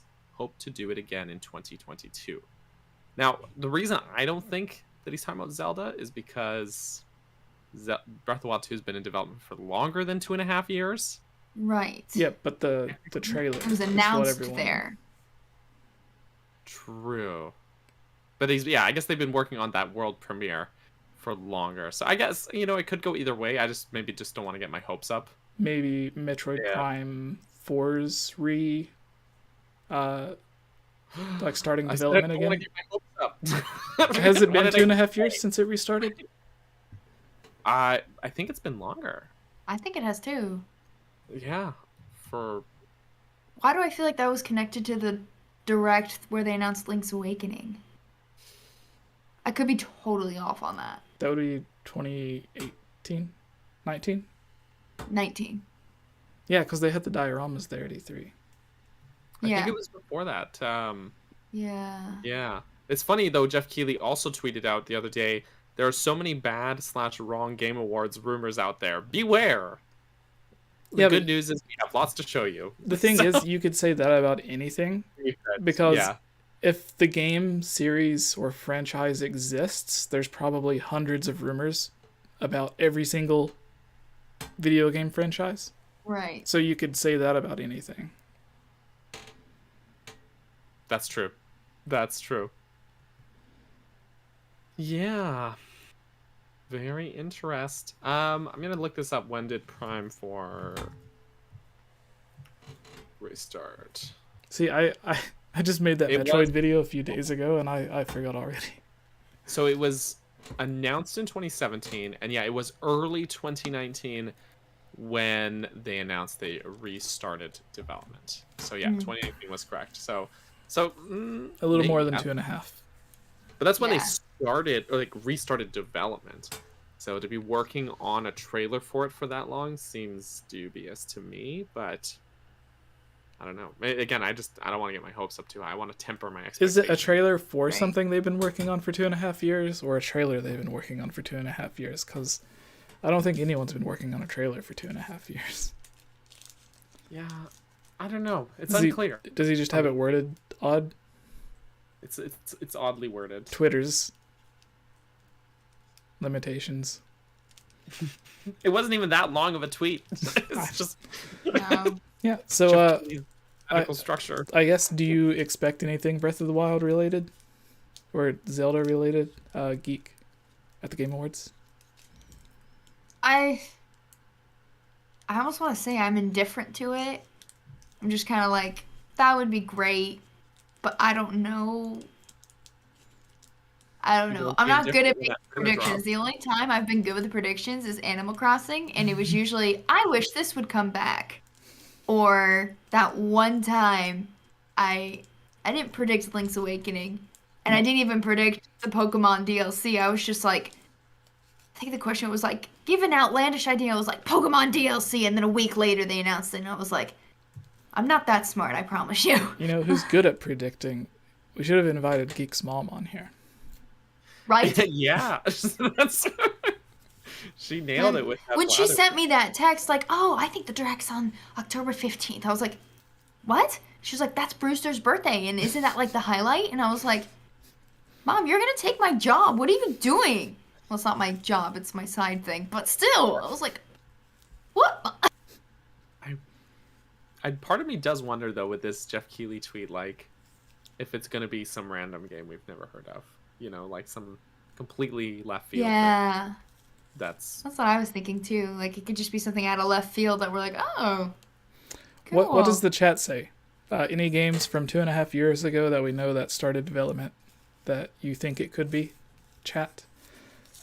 Daniel, do you expect anything Zelda or Breath of the Wild related at the Game Awards? Because here's how I think about it. I know I just asked Daniel a question and interrupted him before he even spoke, but that's how the podcast works. So my thought was, if Breath of the Wild, which like a month ago Nintendo had their investors thing, where even in it's still set for next year.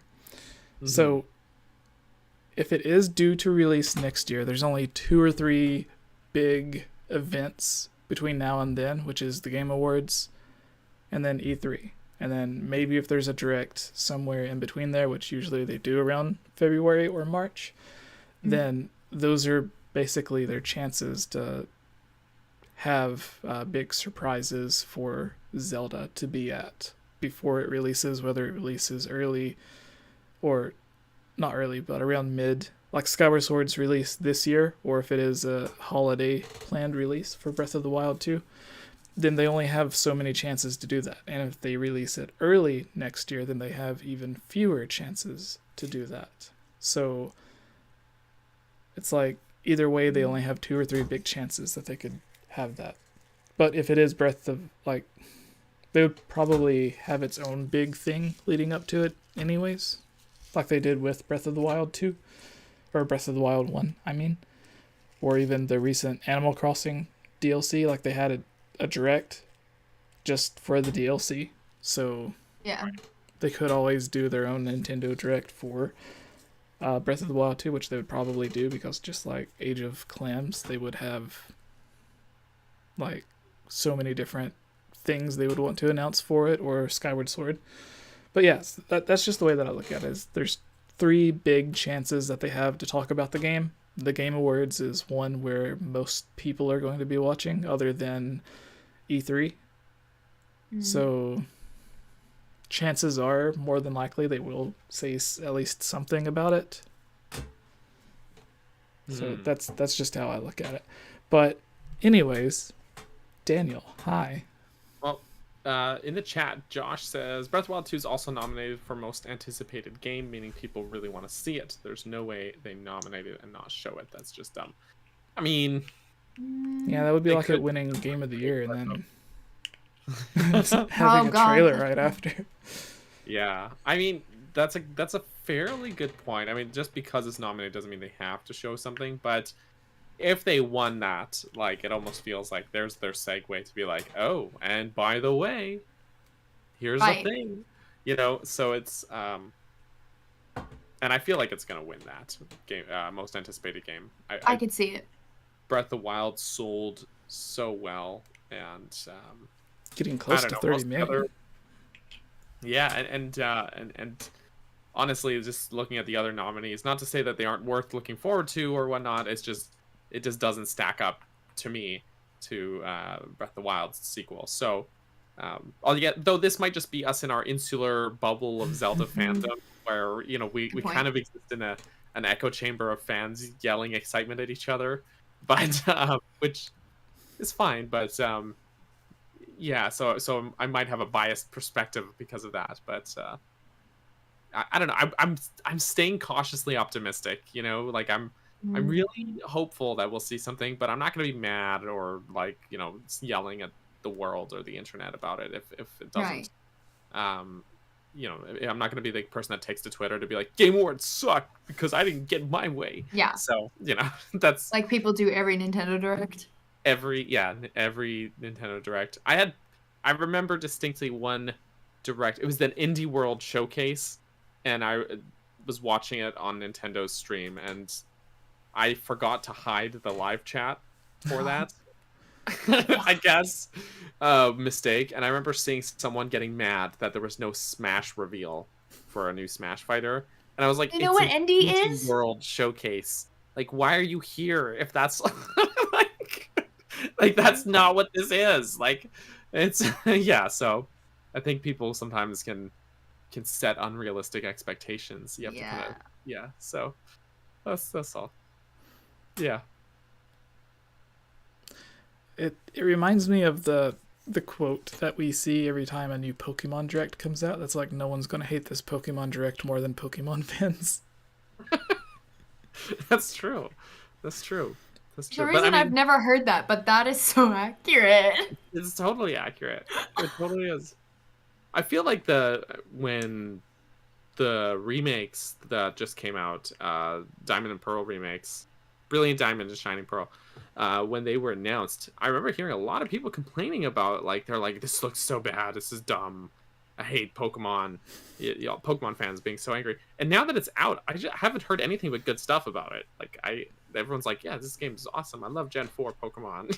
And it's like, yeah, there's just, I feel like sometimes people just, they have this knee-jerk reaction that's like, just so volatile. It's so aggressive, I think Pokemon.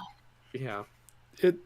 The big thing with that is, like, a lot of people were complaining that the graphics didn't look like the Legends Arceus or the last Pokemon game. Like, they complained that it looked one? Yeah, like they were complaining that it looked like the DS like the Link's version. Awakening remake in a sense. Yeah, like, not completely the same. It's the same art style, but modern graphics, basically. Yeah. Instead of making it behind the back camera angle and stuff like they started doing after Sun and Moon came out and stuff like that. But then if they would have done that, there would be a lot of people complaining that, like, why didn't they remake it to look the way that it was made originally to look? I thought it was cute looking. Yeah, it looks good. I mean, there's an advantage to that sort of art style because you can remain really faithful to the original pixel graphics by just sort of grid locking things that way, right? Yeah, like that's how the world was designed to be anyways. Yeah. So it makes sense to remake it like that. Which was the only reason I decided not to get it, because I just don't like random encounters, but that wasn't like a this game sucks type thing. Yeah, and Link's Awakening was a good example there too, because that's exactly what they did, and it was a very faithful remake, but it still like elevated things to more modern standards that way. I thought it Link's Awakening is so great on Switch. How weird would Link's Awakening have looked if they would have given it the behind the back camera angle? It probably although, do you remember, Jesse? This was years ago when we first Link's Awakening 64. Yes, that's exactly what it was. Someone was doing a mod, like an Ocarina of Time mod, to remake Link's Awakening in Ocarina of Time's engine and repurposing assets that way. And I recall they had to make some compromises on things like barricades and layouts and stuff, because sometimes Link's Awakening will put like a bush in the way and you're like, oh, can't go that way because it's a 2D game and they can get away with that, right? But you can't in 3D space. But I do remember what was shown of that was pretty impressive and really cool. But again, that's like modding stuff, and mods like again, the compromises had to be made to get the level design right, and it's just cool to see like those two gameplay styles kind of mesh anyways. But I wouldn't want a full retail price like remake in that style, I guess. I'm rambling. Also, Amber in the chat said, I hope the Game Awards don't turn into some Hollywood type BS. And Amber just wrote TGA for Game Awards, and I just got confused for a sec. I thought they were saying geek. I hope the geek event just doesn't I don't either. I don't like Hollywood. So they went from the Game Awards. It was on, I don't know if it used to be on G4 TV, but like when Skyward Sword originally came out 10 years or so ago, I remember it came on Spike TV, and they had like the reveal trailer, new trailer for Skyward Sword, not the reveal trailer. And then they left Spike TV and started just doing it on YouTube like 5, 6, 7 years ago or something like that, for the specific reason of they didn't want to go the whole Hollywood thing where they had to promote stuff they were told to promote by the network. They could just do what they wanted to do.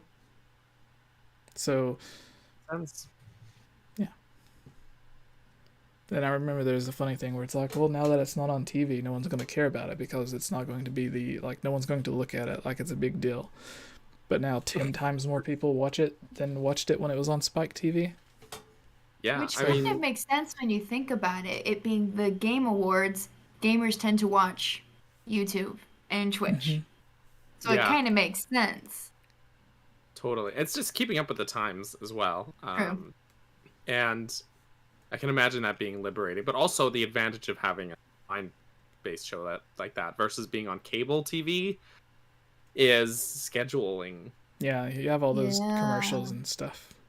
You have commercials, but also like it airs at a set airing time, right? Oh yeah. You upload a video on YouTube, and people, they can watch it when they're ready to watch it, and some people will watch it right away. You can have premieres. And you and have stuff. to pay for time slots too. Yeah, that's true. You don't have to pay for YouTube, so yeah, I can see that being definitely garnering more viewership that way. So yeah. Are there any moving away from Zelda? I guess, is there anything else that you guys are looking for the Game Awards? Metroid Dread. You're wanting Metroid? Wait, you're wanting Metroid Dread at the Game Awards? No, it's Metroid Dread was nominated for Game of the Year, and it's likely to be the only 2D game to win Game of the Year ever in the past 50 years since Pong. What's it up against? There's a few randos. Resident Evil 8 is one of them, which I think is the one that has the best fighting chance against it. Maybe Psychonauts was another one, but Dread DLC. I'm not sure if I want Dread DLC, to be honest. Right. Jorge, get out of here. You're fired. No, nothing. I understand if people would want that, but honestly, I feel like the game is a really complete, tightly knit experience. So in order to insert DLC, you'd have to insert something somewhere and kind of break the mold of what's there, or get on the ship to this other planet. Yeah, or you'd have to make an area that's completely separate, like a totally separate zone. And the beauty of Metroid's maps is they're tangled, winding messes. Every area connects to every one giant Luigi's Mansion. Sure, but it's So I don't know how they could really make it work and feel really part of that core Metroid experience. Short of just make another game. Yeah, at that point you might as well. So, but that's just me, my hot take. But I don't know. I feel like some games, like Metroidvania games, have done it well. Hollow Knight is my favorite Metroidvania titles, and it had a lot of DLC that was all good DLC. So I would say it could happen. It's not out of the realm. I just always feel like it feels like a disconnect. It just doesn't vibe with me for some reason. But I wouldn't say no to it either. I don't know. But so what you're saying is Game of the Year, to be honest. I think it's a brilliant game. I've already beaten it 6 times. It came out less than 2 months ago. I have a video I'm working on it as well. But it's totally my Game of the Year. I'm totally taken with it. It's a worthy successor. It's wonderful. So it's very tense, but it's wonderful. So I think about Metroid, Amber says DLC could happen. There's this pirate. Does that mean anything to you? I know there's space pirates, but do you know what they're referring to? The thing is, space pirates are not in Dread. It's one of the few games that they're not in it. Presumably because Samus blew them all up in Super Metroid. Presumably. Presumably. But actually, that's one of the things I really liked about Dread, is it sort of strayed away from just rehashing stuff for the sake of it. Ridley wasn't in it. He's dead, and they let him stay dead. Or he says they're on the murals. They're on the murals. Am I saying that right? Yeah, murals. Murals. Yeah, no, I have to relook at the murals because I know there's a lot of Chozo. It's an excuse to go through the 7th time. It might be. I honestly would. I have to take a look for that, but part of it feels like a opportunity for just a sequel, then, right? Yeah. But yeah, space parts aren't in the game at all, as far as I know. Maybe an image of them might appear, but yeah, there's a lot of things they stray away from, like rehashing from old games and stuff, which is refreshing to see. Actually, like new, like Kraid is the exception. There's one boss that's like an old repeated boss from previous games. Ganon. And it's Ganon. That's right. No, it's that's right. But like as far as like a lot of long running series goes, like how often does that happen where you have like one returning boss and that's it? Yeah. Yeah. So it's great. It's a masterpiece. Also, the Chozo language in that game. I watched a video I found out recently that not only is all the written text fully translatable, but the spoken language in that game is also fully translatable. Apparently, they freaking invented a language for this game. Again, Nintendo always does stuff like this, but like usually like Breath of the Wild, you have like the Sheikah text and you can translate it, but it's just script. It's not spoken word, right? You know, so that's like really incredible. Yeah, so I just thought super cool. People in the chat are piling up against you. There's also Dragon and a frozen giant tube. Yeah, that's like an Easter egg in the background, though, not a not a boss fight, you know. But yes, yeah, that is true. You see, like, it's not even really confirmed. You see, like, his silhouette frozen in a tube. But so yeah, what you're saying is there is a tube. There is a tube, and he's in there. Could the tube be a future boss? Yes, definitely. Definitely. I don't know. I 100% agree with you, Daniel. As crazy as you sound talking about it, I too want this Luigi's Mansion Metroid crossover. They're both Luigi's died enough times. You know, he's had a break. He's Who had a rough says Luigi go. would be the one having a rough time? Maybe Samus is terrified of ghosts and Luigi saves her. It's like, hold on, I got this. Your arm cannon will just go through the ghost. You need a vacuum. She could get something going, I'm sure. I know just the guy for you to see to get those upgrades. Wow. Oh no. Terrible. Professor Egad. Just turns the arm cannon into a giant vacuum. Oh my gosh. But like Breath of the Wild DLC worked because of the nature of its like huge open world, right? And I would say like you could put it in like a game like Mario Odyssey where you could add like another to that game. They didn't, but they should have. And that would work as DLC, that kind of thing, right? But I don't know. Metroid is such a tightly knit experience. It almost feels like you'd have to pick something apart in order to fit DLC in there, and not have it feel really segmented and janky from the rest of the game. Is there room for a prequel DLC? Like what happens before she gets there? Just play Metroid Fusion. That's what happens before she gets there. The last game, I just whipped myself in the face with my headphone cord. It happens. It happens. Yeah, anyways. Don't abuse yourself. Yeah, so. But also, yeah, she could fight ghosts, because you fight ghosts in Metroid Prime 1. And you just shoot them a bunch, and they die. They die in a very floaty way. So. See, that's why my mom always hated when in Mario Party I would play as Boo or King Boo, because she's like, this doesn't make any sense. Like, he shouldn't even be getting hurt. And I'm like, so what you're saying is I should win by default. But I don't know what it is. She always hated when I played Boo. All right. So would you guys, instead of the standard questions that we do, since we usually answer like a few questions or something while we go through the trivia thing, would you all like to do the trivia that I have that's all about Wind Waker except one question's about Link's Awakening? Sure. We can do another round. And then we can answer questions from the chat during that. Would that be okay with you, Geek? Sure.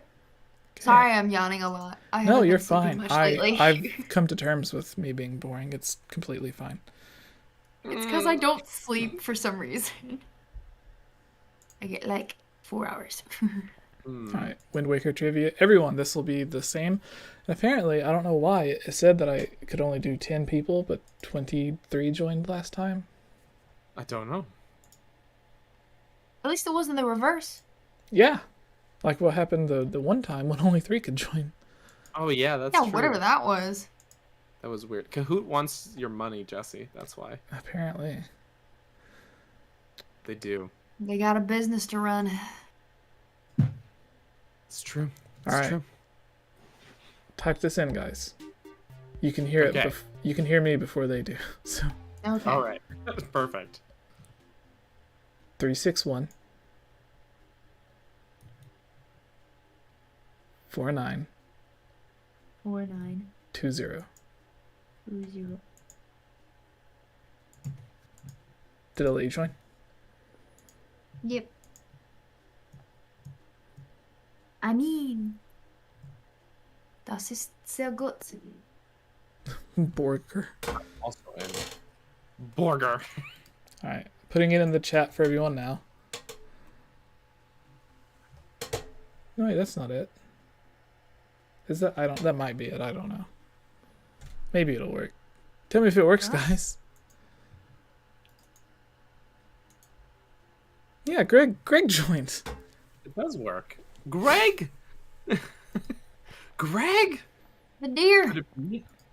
Could it be the best thumbnail? It's just right You should just make that your thumbnail for everything now. for everything. No, that'll be misleading. Metroid. Everyone will. Metroid Dread is out. Metroid Greg is in. That's. Oh no. Oh jeez. Oh, that would be interesting.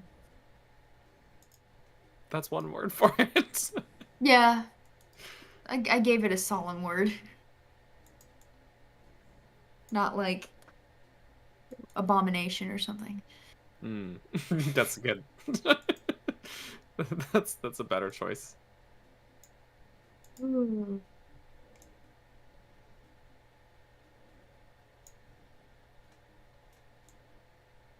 Jesse, I just noticed the layout is like, oh, it's gone now. Never mind. Oh, it's back. Oh, it's good. Never mind. Mine's been Don't the listen. same the whole time. Ooh. Oh, I meant the stream layout was like funky for a minute. Oh. Yeah, I had to change it. I changed it back to the one thing so I could see the. Oh, you guys froze for a second. Oh, that would be bad. Oh, there's Greg in all caps as well. Can you This is turn your probably like- camera off and back on, Daniel? Geek? You guys are. Oh. Who needs a camera, anyways? I need a new one, that's for sure. Ooh. And being a butthead. Could switch to this camera. We can My see last more. video, half of my video footage. No, you're was frozen. corrupt. You guys are frozen again. Oh, What if I use... Don't lie, this camera is not as bad as I remember. I think it's me. might be. Does this camera work, Jesse? Should we It just looks really janky though, because you can You know, see let me weird go off and come back on. my laptop. Back. I gotcha. How we doing, Jesse? How we looking? How we You guys feeling? freeze almost immediately. What? No. At least Daniel's smiling in the frozen thing. I'm like, What oh, I'm it showed is tubes for a second. Yeah. What is that like a? What was that? I don't know. Yeah, but for a split second, Daniel was at Yeah. least like smiling. I was like, lucky. Oh, now my eyes are closed. Take the picture again. My eyes are closed. No, it's back to normal now. Okay. Or is it? Well, the stream hasn't caught up, so.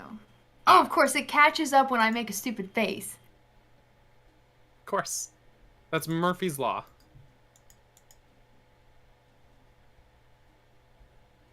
I got an ad when I finally logged into the stream on my laptop, and it was like, which of these social media things do you have a positive opinion of? I was like, none. Even though I have all of them. None. Am I a hypocrite? Yes. Yeah, that's everyone, I think. Yeah, I think we're all like, why do we do this to ourselves? This platform sucks. I'm still here. With every social media, basically. Right. I delete Facebook, and then it'll be like 6 months later I'll get back. I'm about to delete it again, though, because I legitimately am almost never on it. So I'm like, I think what it is it's just too many things on OBS, so it won't let me. Ew. Yes. Oh, that's BS. I like that. Right. How? I'm sure someone has made that joke before. Oh, I'm sure. Oh yeah. In fairness, there's a lot of BS on OBS. Oh yeah. I still use the old one. I don't use the Streamlabs. No, I mean, your guys' camera's not coming up.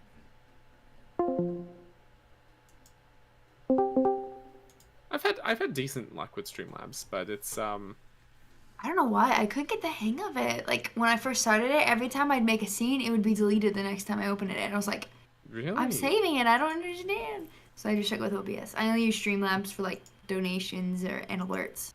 Oh, and the wheel. The wheel of accents. Oh, that's how you do the wheel. Yeah, through Streamlabs. Ooh. So, guys, next stream, Daniel's doing accents. I'm not. Yours would probably still be better than me. I doubt that. Someone asked one time, they're like, why don't you put Canadian on there? I was like, one, because it's not that much different. It really, like, I think it's overblown, how different it sounds. I was like, two, I really don't think I can do it. I think I...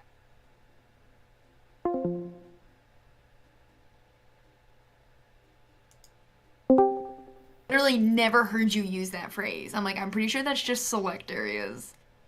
It's like totally a stereotype. Oh, absolutely.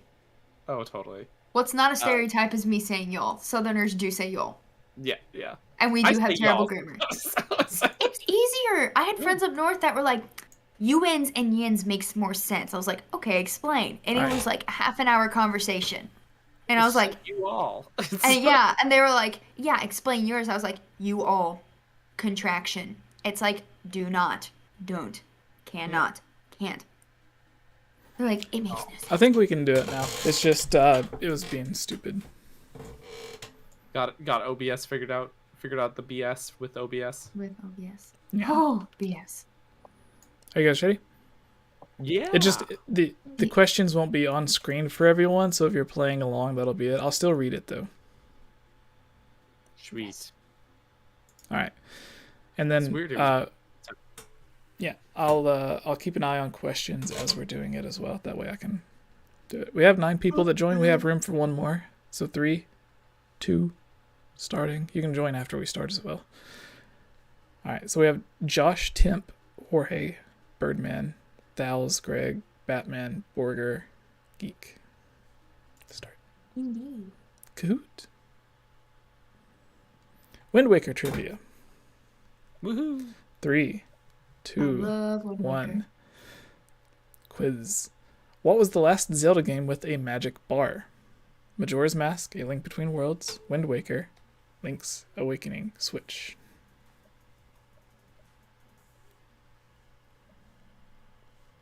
Wind Waker. Got it wrong. Did you put a Link Between Worlds? No. Alright, after I clicked it, I was like, you're an idiot. What Oh did you just no. do? What'd you put? Majora's Mask. Oh, but Wind Waker. I know, like literally as I clicked it, I was like, Oh you're no. tired. What is wrong with you? Oh no. I think I was thinking of, for some reason I was thinking about Breath of the Wild and how it seemed like it was going to have a magic meter. Right. They did in like. the And beta. Twilight Princess too, wasn't that the same thing? Mm-hmm. Yeah, both of them had it in like beta footage and stuff. Exactly. Actually, I think the cover. And we did start out by saying this was all about Wind Waker.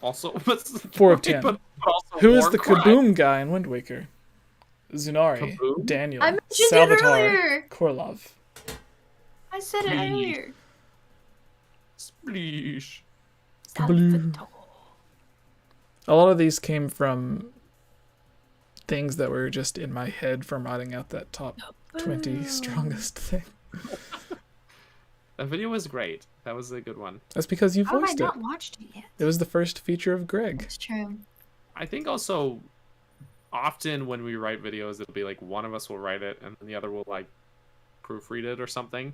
And this one was a little more collaborative with the co-writing side of things. Yeah, I tried to make it funny, and Daniel did make it funny.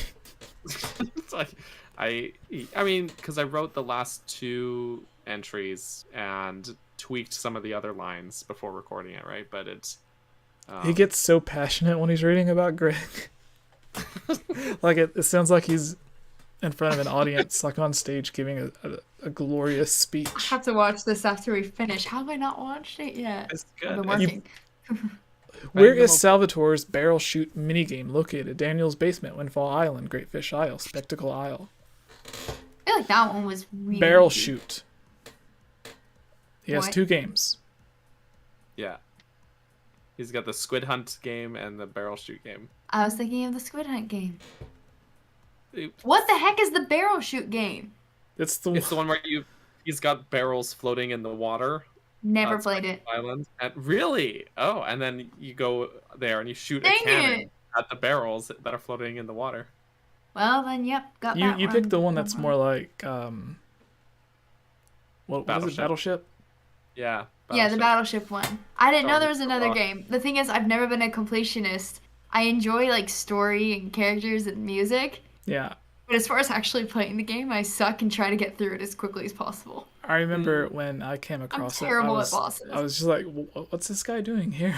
Like, He's one of those characters that's just in 2 places at once somehow.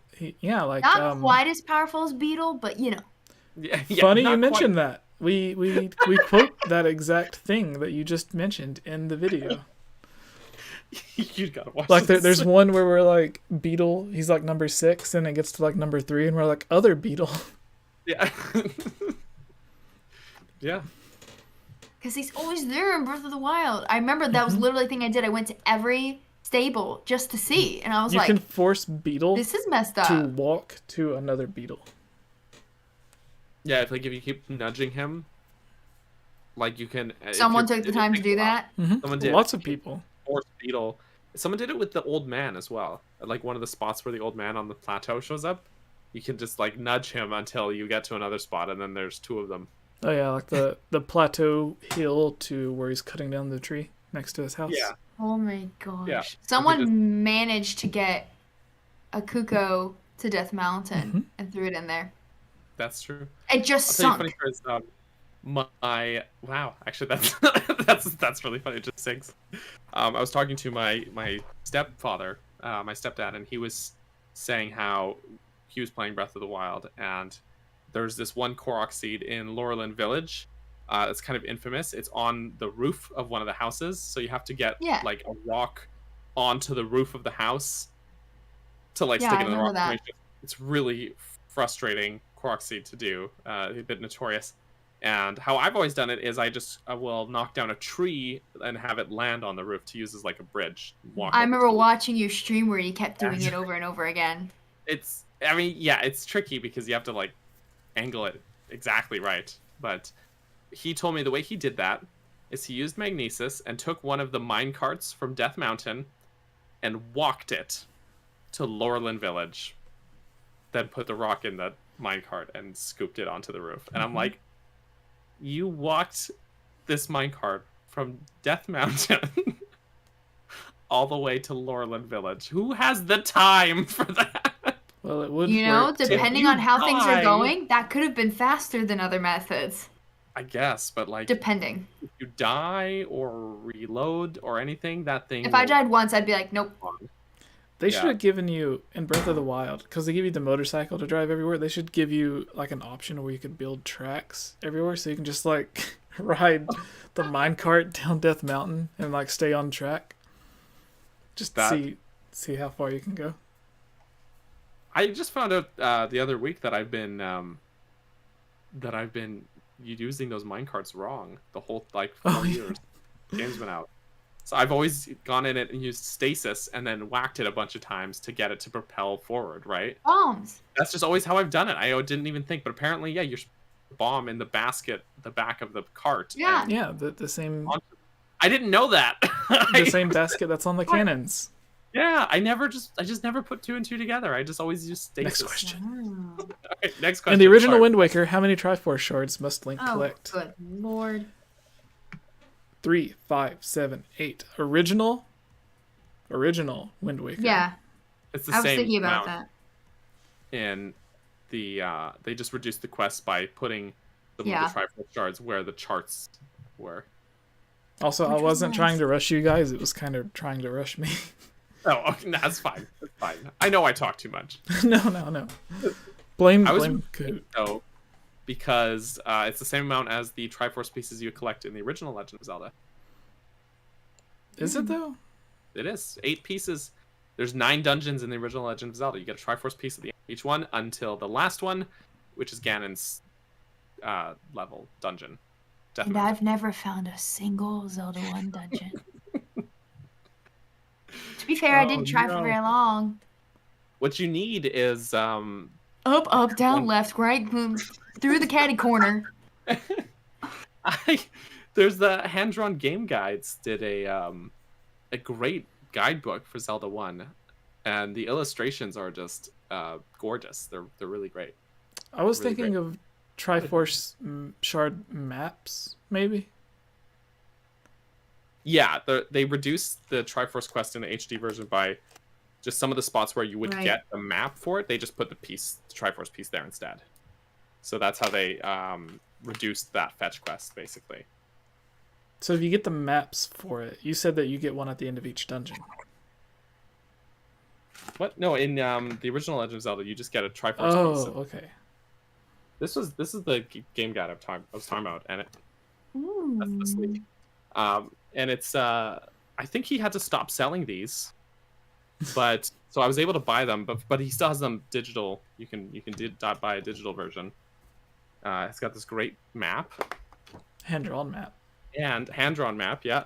And then he has like this whole the way he writes the guide is in a very like narrative feel. Like it's like Link walked this way to this tree, and then it's got the maps for the dungeons, and it's really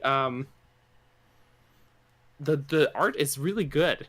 it's really nice. Anyway, so this was hand-drawn game guys. Philip Summers is the guy who made those. I think he is working on other projects now, but I definitely, for someone who struggles with Zelda 1, that makes it a very pleasant experience to get through, actually, because like if you've got the map, the guide up and everything, it makes everything a little less cryptic, and it gives it a nice narrative feel to it. We've mentioned trying to get him on a few times, though, haven't we?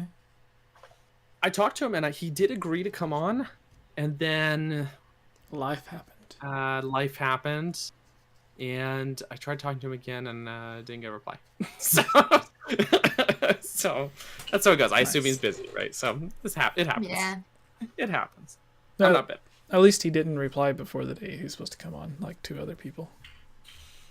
Yeah, we did. He didn't ghost us like after setting like a set date or anything. Like we had just given like a loose like, yeah, come on, but we'll figure out the details later. That Nintendo TV show dude. There was someone else as well that ghosted us that I'm really was good with. Yeah. Anyways, next question. 3, 2, 1. Yes. Oh, Geek, you're ranked. 5th. Yeah. I was 4th. Now I'm 5th. All right, 7 of 10. In Wind Waker, where does Link find the Master Sword? Temple of Time, Korok Forest, Hyrule Castle, Daniel's Kitchen. Somewhere other than my basement, for one. Yeah.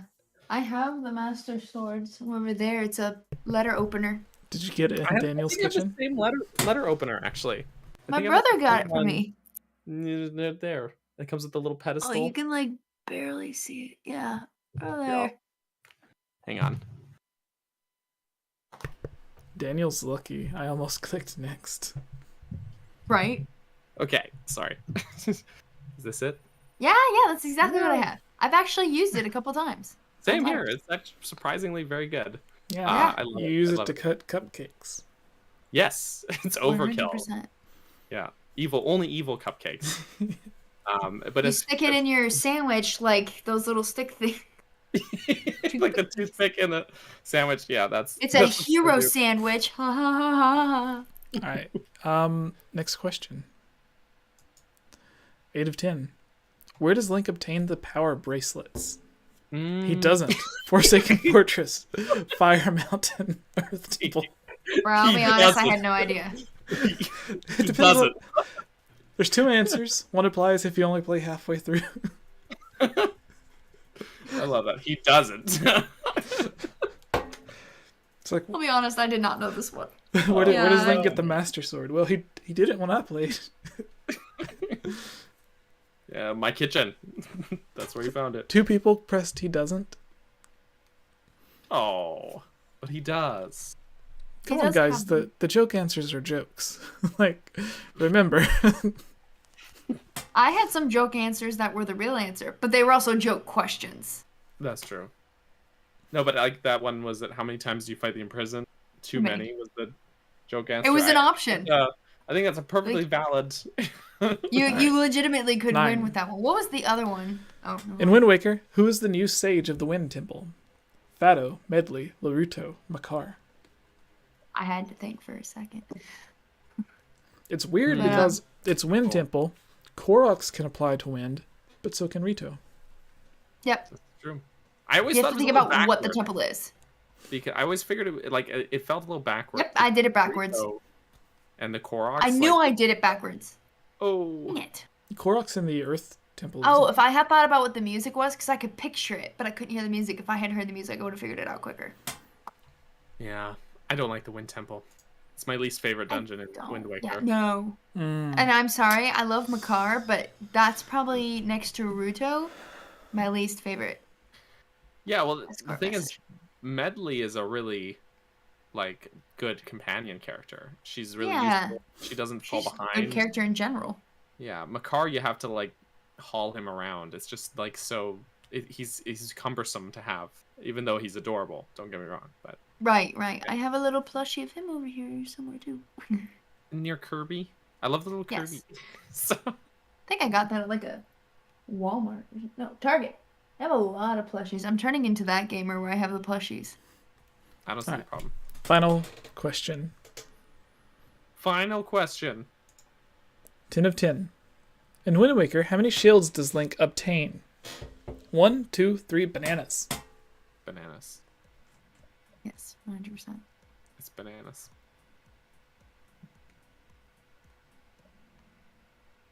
Dang it. Very nice. You said dang it. Did you put 3? Yeah. Oh, gee. Someone else put 3, if it makes you feel better. You're not the only one. Oh, Thinking of no. either, but in my head I was like, it's 3. That's Ocarina. Jorge's in 3rd. Josh is in 2nd. I only got 4 Daniel's in out of 1st. 10.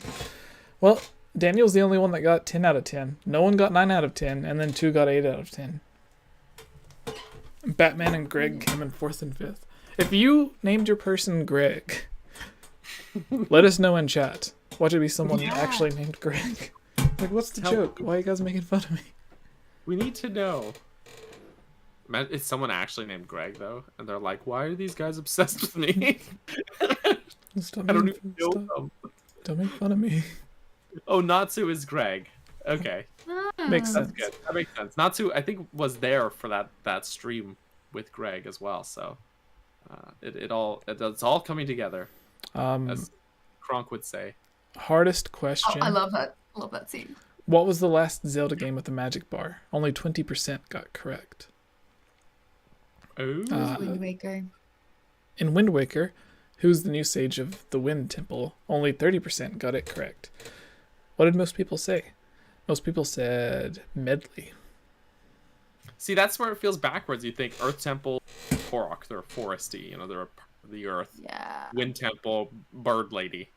That's just like you would think the connection would be there. So it's always felt a little backwards.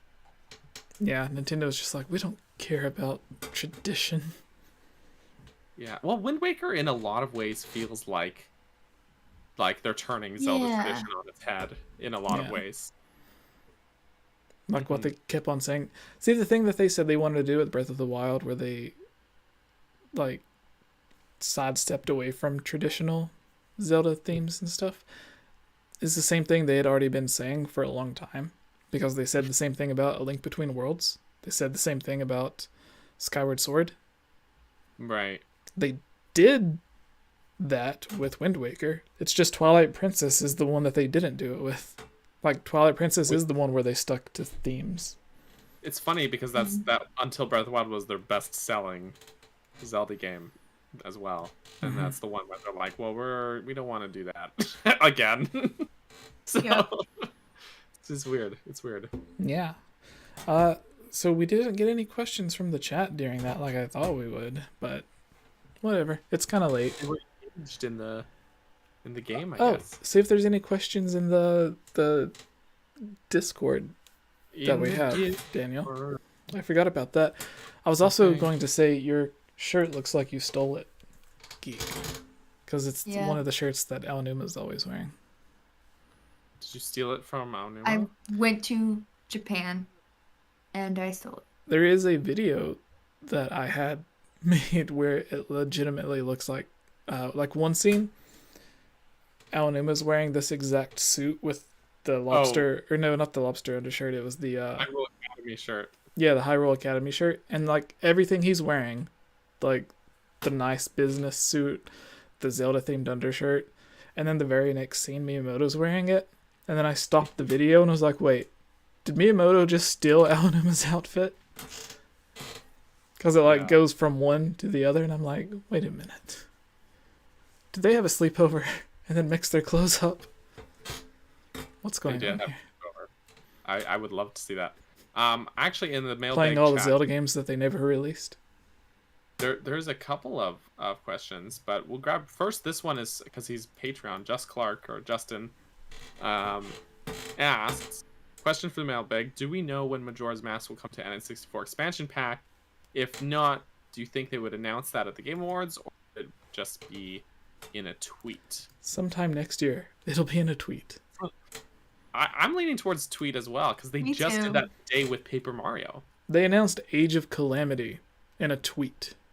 That's true too. They're not going to make a big deal about Majora's Mask, especially when everyone complained about Ocarina of Time. That's a good point. But yeah, even just today they just tweeted an announcement saying, "Oh, Paper Mario is going to come to Switch Online next week."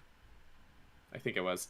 So yeah, I feel like, which actually is good. I should play that game. Oh, Aaron in the chat gives a question. Would you want a power suit like Samus or a Master Sword in Hylian Shield? I would want a power suit because I'm lazy and don't want to walk or drive anywhere. I could just fly. I'm gonna say power suit. No, wait, as well, Samus can't fly because it has a lot more application in the more modern world. But you can shield surf. The only reason I would say the shield and sword is because protect you from Ghirahim. No, I think the power suit would be better protection from Ghirahim.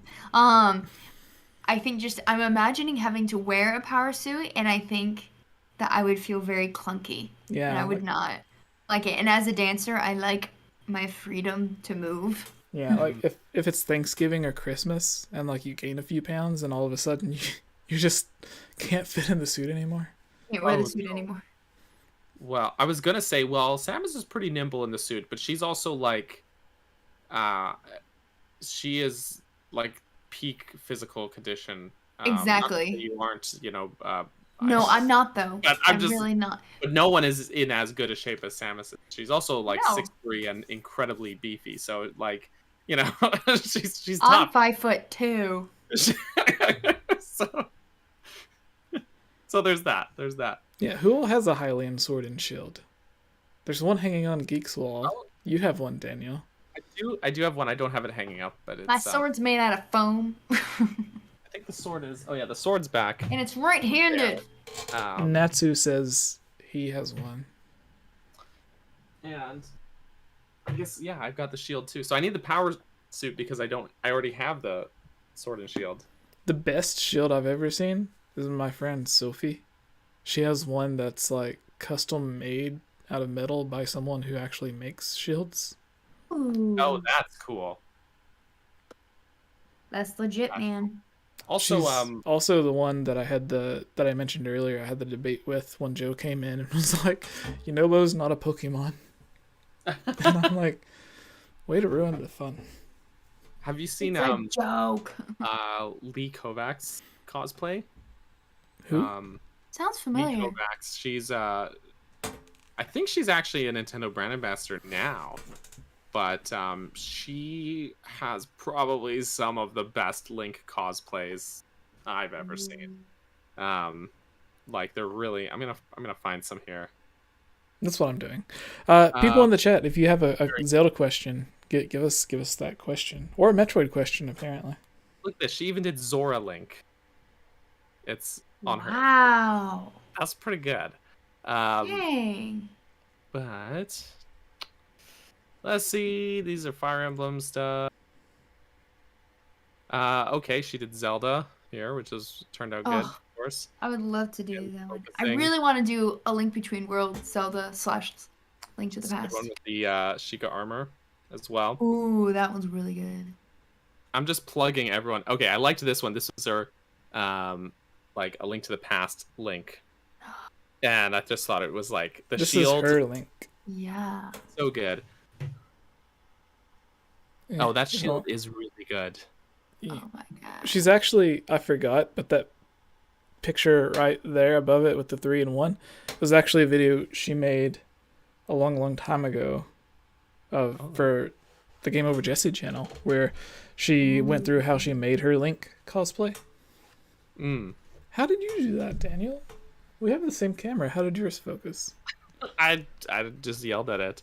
Oh. It's actually really neat is when you see cosplayers do There it is. different versions of Link Right. and like the different little design details and stuff.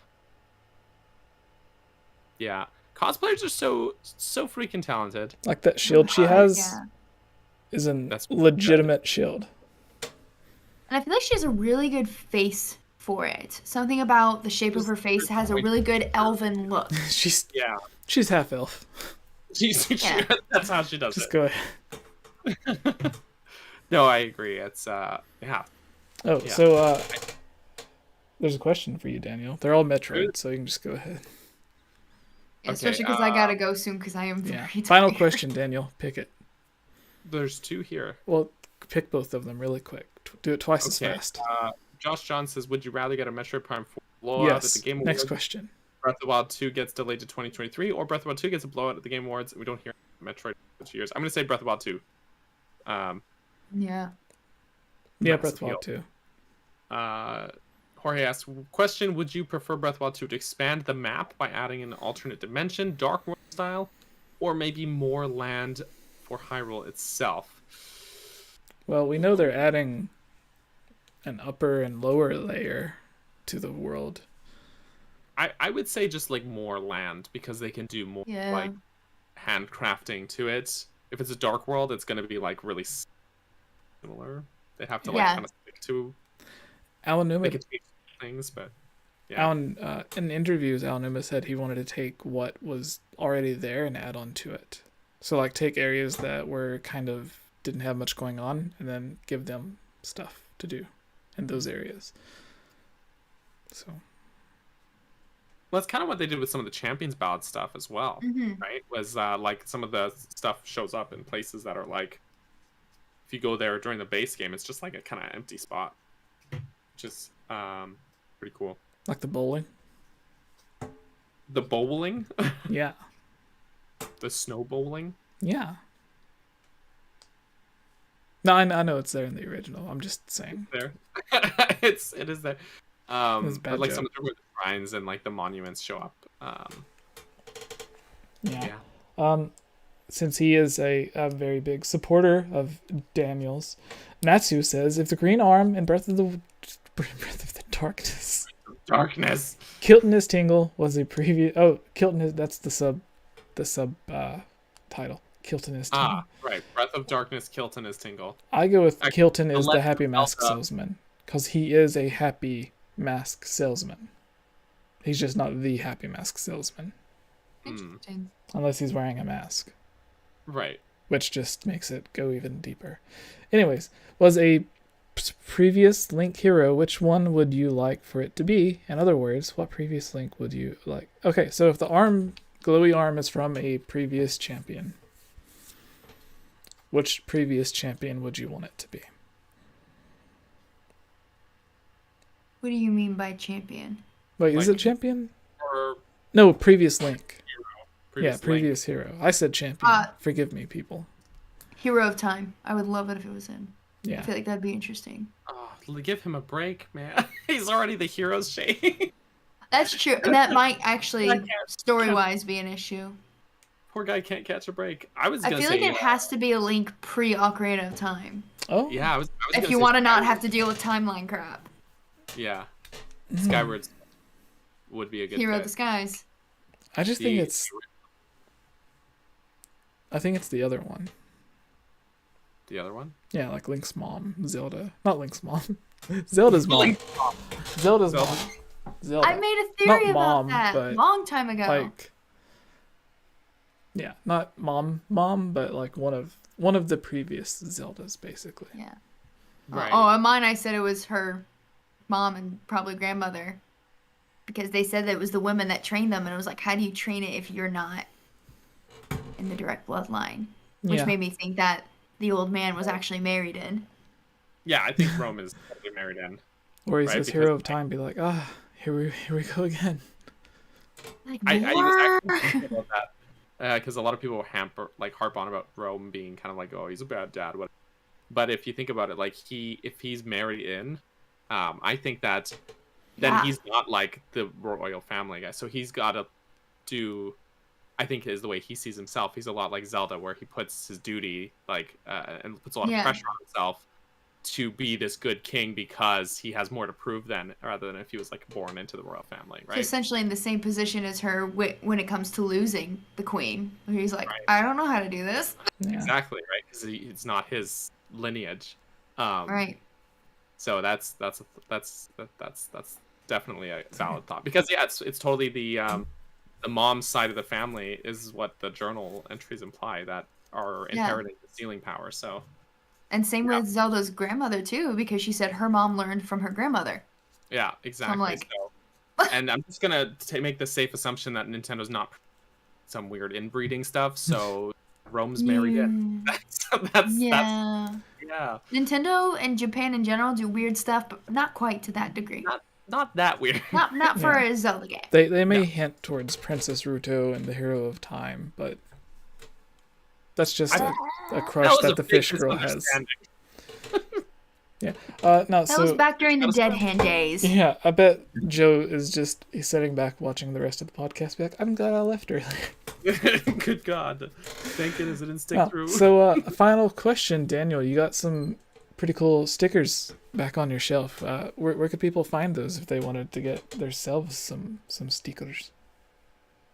Well, there's more. I'm not wearing it. I should have worn my shirts. I have merch. So you can check out @threadless.com or check the link in any of my videos in the description for it. And there are those. I'm actually going to be adding some new designs soon as well, for sure. So you gonna update the haircut on the stickers? Notebooks too. That's cool. That is cool. It has a banana. It does have a banana. 2 bananas. I'm holding one. So... like a weapon. Yeah. That's all you need. Mighty banana. Just him. Yes. Yeah, but no obligations, of course. I only actually launched that stuff because the jokes got too much. No. No, I had a lot of requests for like people like merch, and I'm like, I don't know if I'm gonna do merch. And they're like, you should do merch. And eventually I was like, you know what? It's not gonna cost me anything to like launch the lineup of stuff. So yeah. And where could people go if they wanted to check out other stuff aside from your stickers and books and shirts? Oh yeah, we're doing that part. Sorry. So everything also Ferguson, that's CAPEURGERSON. And if you want to check out some good Zelda content, I've got lots of that on my YouTube channel. I also have been doing some Metroid related content as well. But mostly Zelda is the main focus. Mostly as well talking Zelda dungeons. We look at dungeon design, analyze it. We talk about its sort of story stuff, all that good stuff. So that's what I do. They're kind of longer form video essays, but they're fun. I like them. And I also stream twice a week, every Wednesday and Saturday. Every Wednesday is Breath of the Wednesday, where we stream Breath of the Wild until I beat that game again. The Birth of Greg. Yes, and Saturdays that's when we stream other non-Breath of the Wild games. So right now we're working like through Age of Calamity too. Actually, Age of Calamity has been another one that I have been doing, but that's been because I already was streaming Metroid on Saturdays. So I've been doing a third stream during the week to squeeze in Age of Calamity as well. Had to prepare for Joe coming on. that was part of it, but also again, like I had kept putting off doing it because I was like, the timing was bad. Age of Calamity's DLC came out, and there was already like the Animal Crossing update, and that whole DLC, and Metroid Dread had come out, and I was just like busy with that stuff. And so I may say busy. I beat Dread 6 times, so I totally could have made. But priorities. But people kept asking me, they're like, I want to ask you about these story things. So yeah, we've been streaming that as well. I just don't have like a set date. That's kind of a floating surprise you sometime during the week stream. So yeah, that's it. That's all my stuff though. If you like Zeldas, I talk about Zeldas sometimes.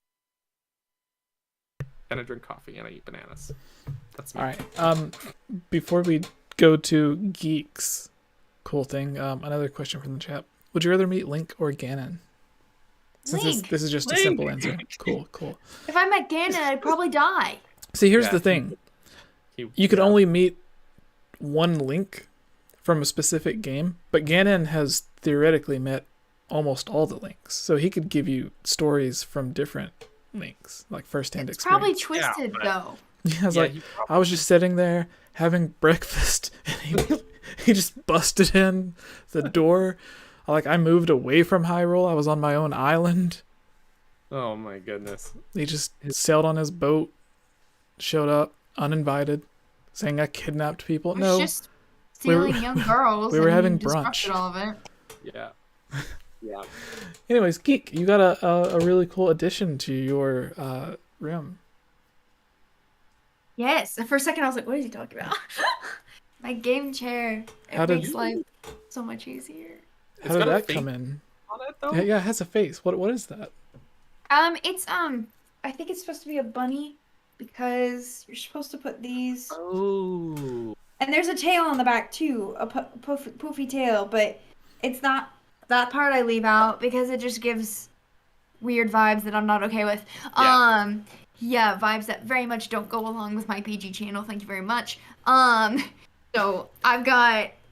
Yeah, I already had someone on my life laugh about that. But, I had this gorgeous pink and white chair from Ewan Gaming. They contacted JSE.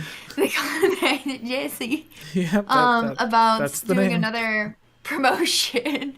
And he let me have the chair. I was very, very grateful because, a couple people have already been like, oh my gosh, where'd your angel wings go? Because my old butterfly chair made it look like I had angel wings. Mm-hmm. But that thing is so uncomfortable, and I'd always shove up one of those pillows behind my back, and I couldn't stream for long, and it just especially editing too, because I'd be like this because my desk is too tall for the chair. So now I can just chill right here. Sometimes I still instinctually do that, but yeah, I got the stuff. And trying to think.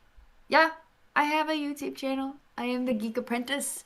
I just finished out Hunger Games month, which November is also Zelda month, known in many communities. I'm so tired, y'all. Oh no. Communities.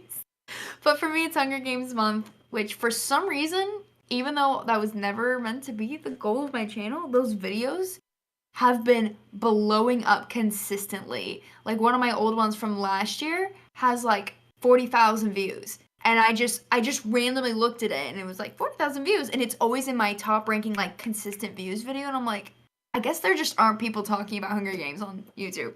I don't know. But, so Hunger Games is done. That's a once a year thing. But I mostly talk Zelda and Animal Crossing. Those have been the main ones for a while. I haven't really done the other stuff. I'm finally returning to a series that I stopped doing for a while because surgery, going out of town, and Hunger Games month about dungeon themes in Zelda. So I have a spicy one, if you will, coming up soon, hopefully, assuming the video footage wasn't corrupted like my last video. So yeah, but thankfully it's easier to get video game footage than it is film footage. That stuff you get copyright claimed for. So yeah, I have an Instagram. I do random AMAs on there sometimes, post random things. I have a Twitter. It's for promotional purposes, so that exists. Yeah. I have a confession for the Instagram thing. Oh no. And for Daniel as well on his YouTube. Sometimes you guys will have polls or something to where like you can click, and I'll try to figure out which one people didn't click on, and I'll click on that one to try to make it more even. So I see. Yeah, forgive me, but you guys That's never know until now, or you never knew until now. On Instagram, we can look up that stuff. I can see. I did an Instagram poll, and I was so curious. And I remember thinking of messaging Daniel to say, "How dare you?" Wait, what was it?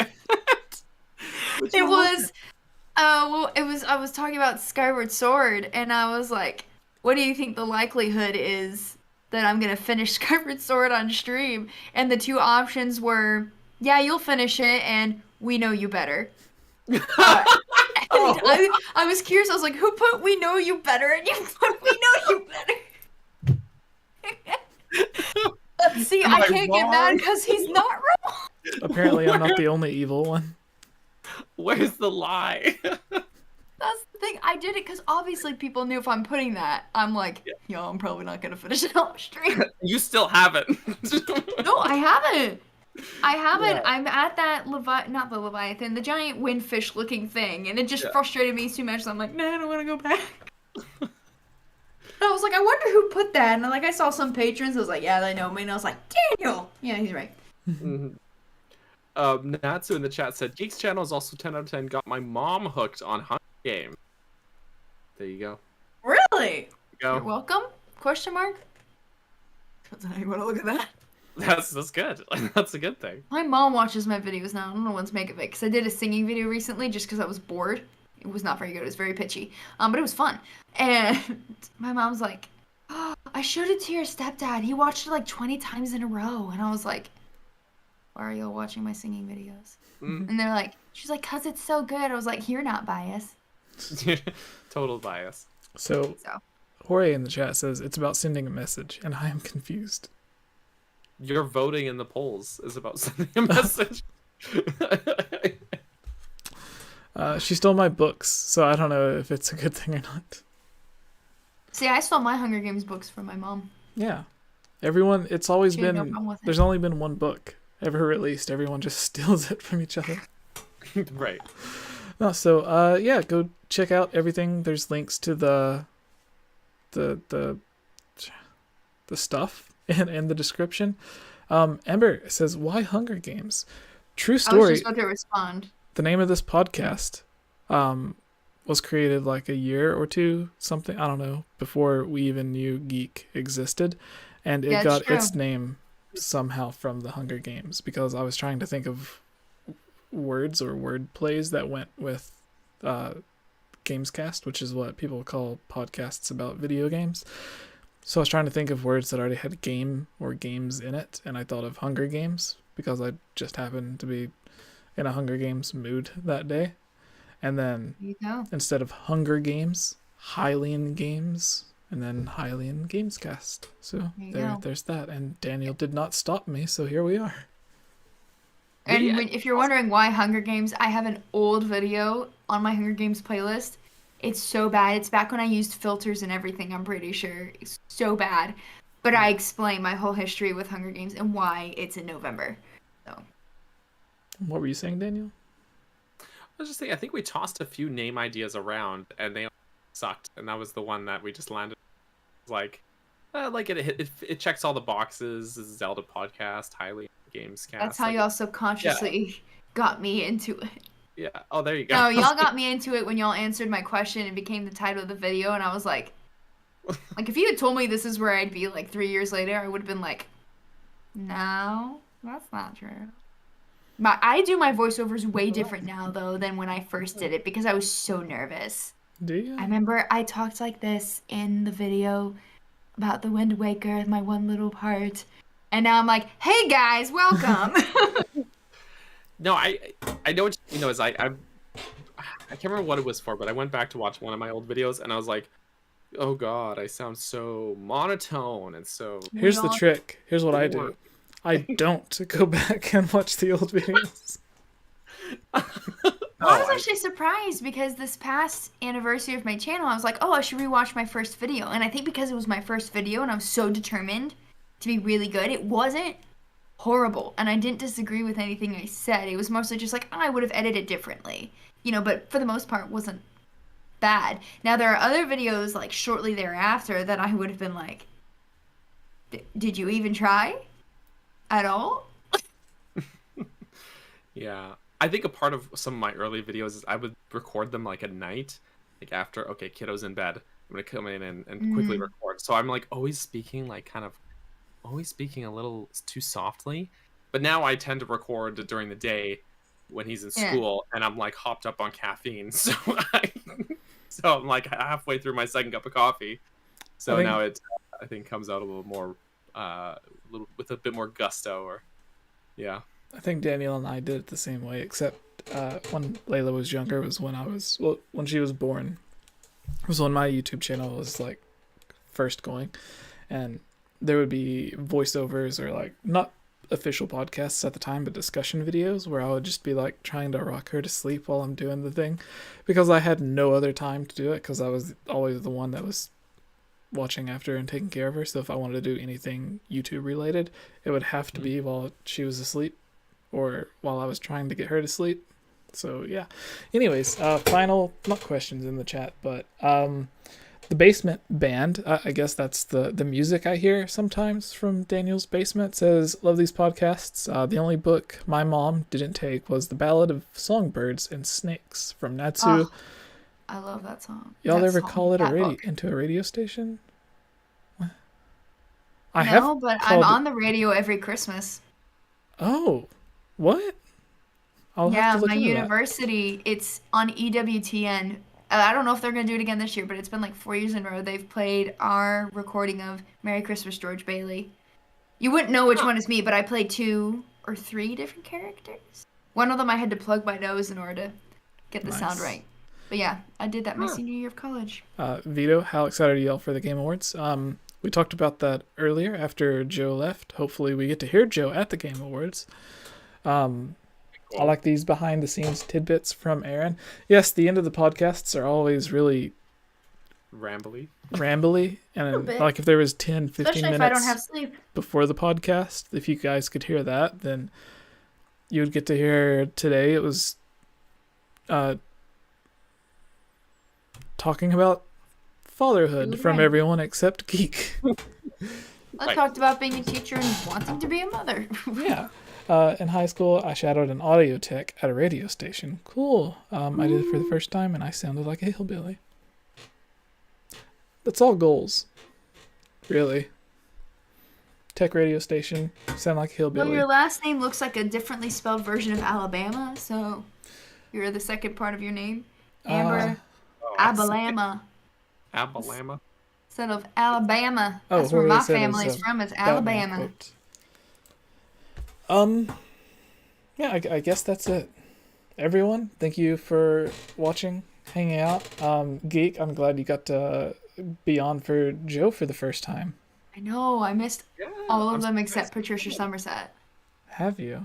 That's so shocking, because we've had Joe and Sean on a few times each. I watched Sean for one time, but I think I was always working or something. Jesse missed the last one with Sean. Because there was a lot of scheduling conflicts there. And my hand didn't work. No, it was this one. That's right. That was when you had that whole nerve damage issue, or whatever it was. Yeah, we should get Sean back on this as well. But I would like to get the rest of the cast, I think, which we haven't. Quite soon. All right. Good night, everyone. Thank you for coming by. Thanks for the people that stayed after the podcast. Thank you to Geek for just being herself. Thank you to Daniel for not having so much coffee that you explode. This time. Yeah. Wait, what was the laugh for? Geek. What were you pointed and laughed? I don't. He's just crossing his eyes. Oh, nothing. Daniel. Yes. All right. Have a great night, everyone. Bye-bye. Bye.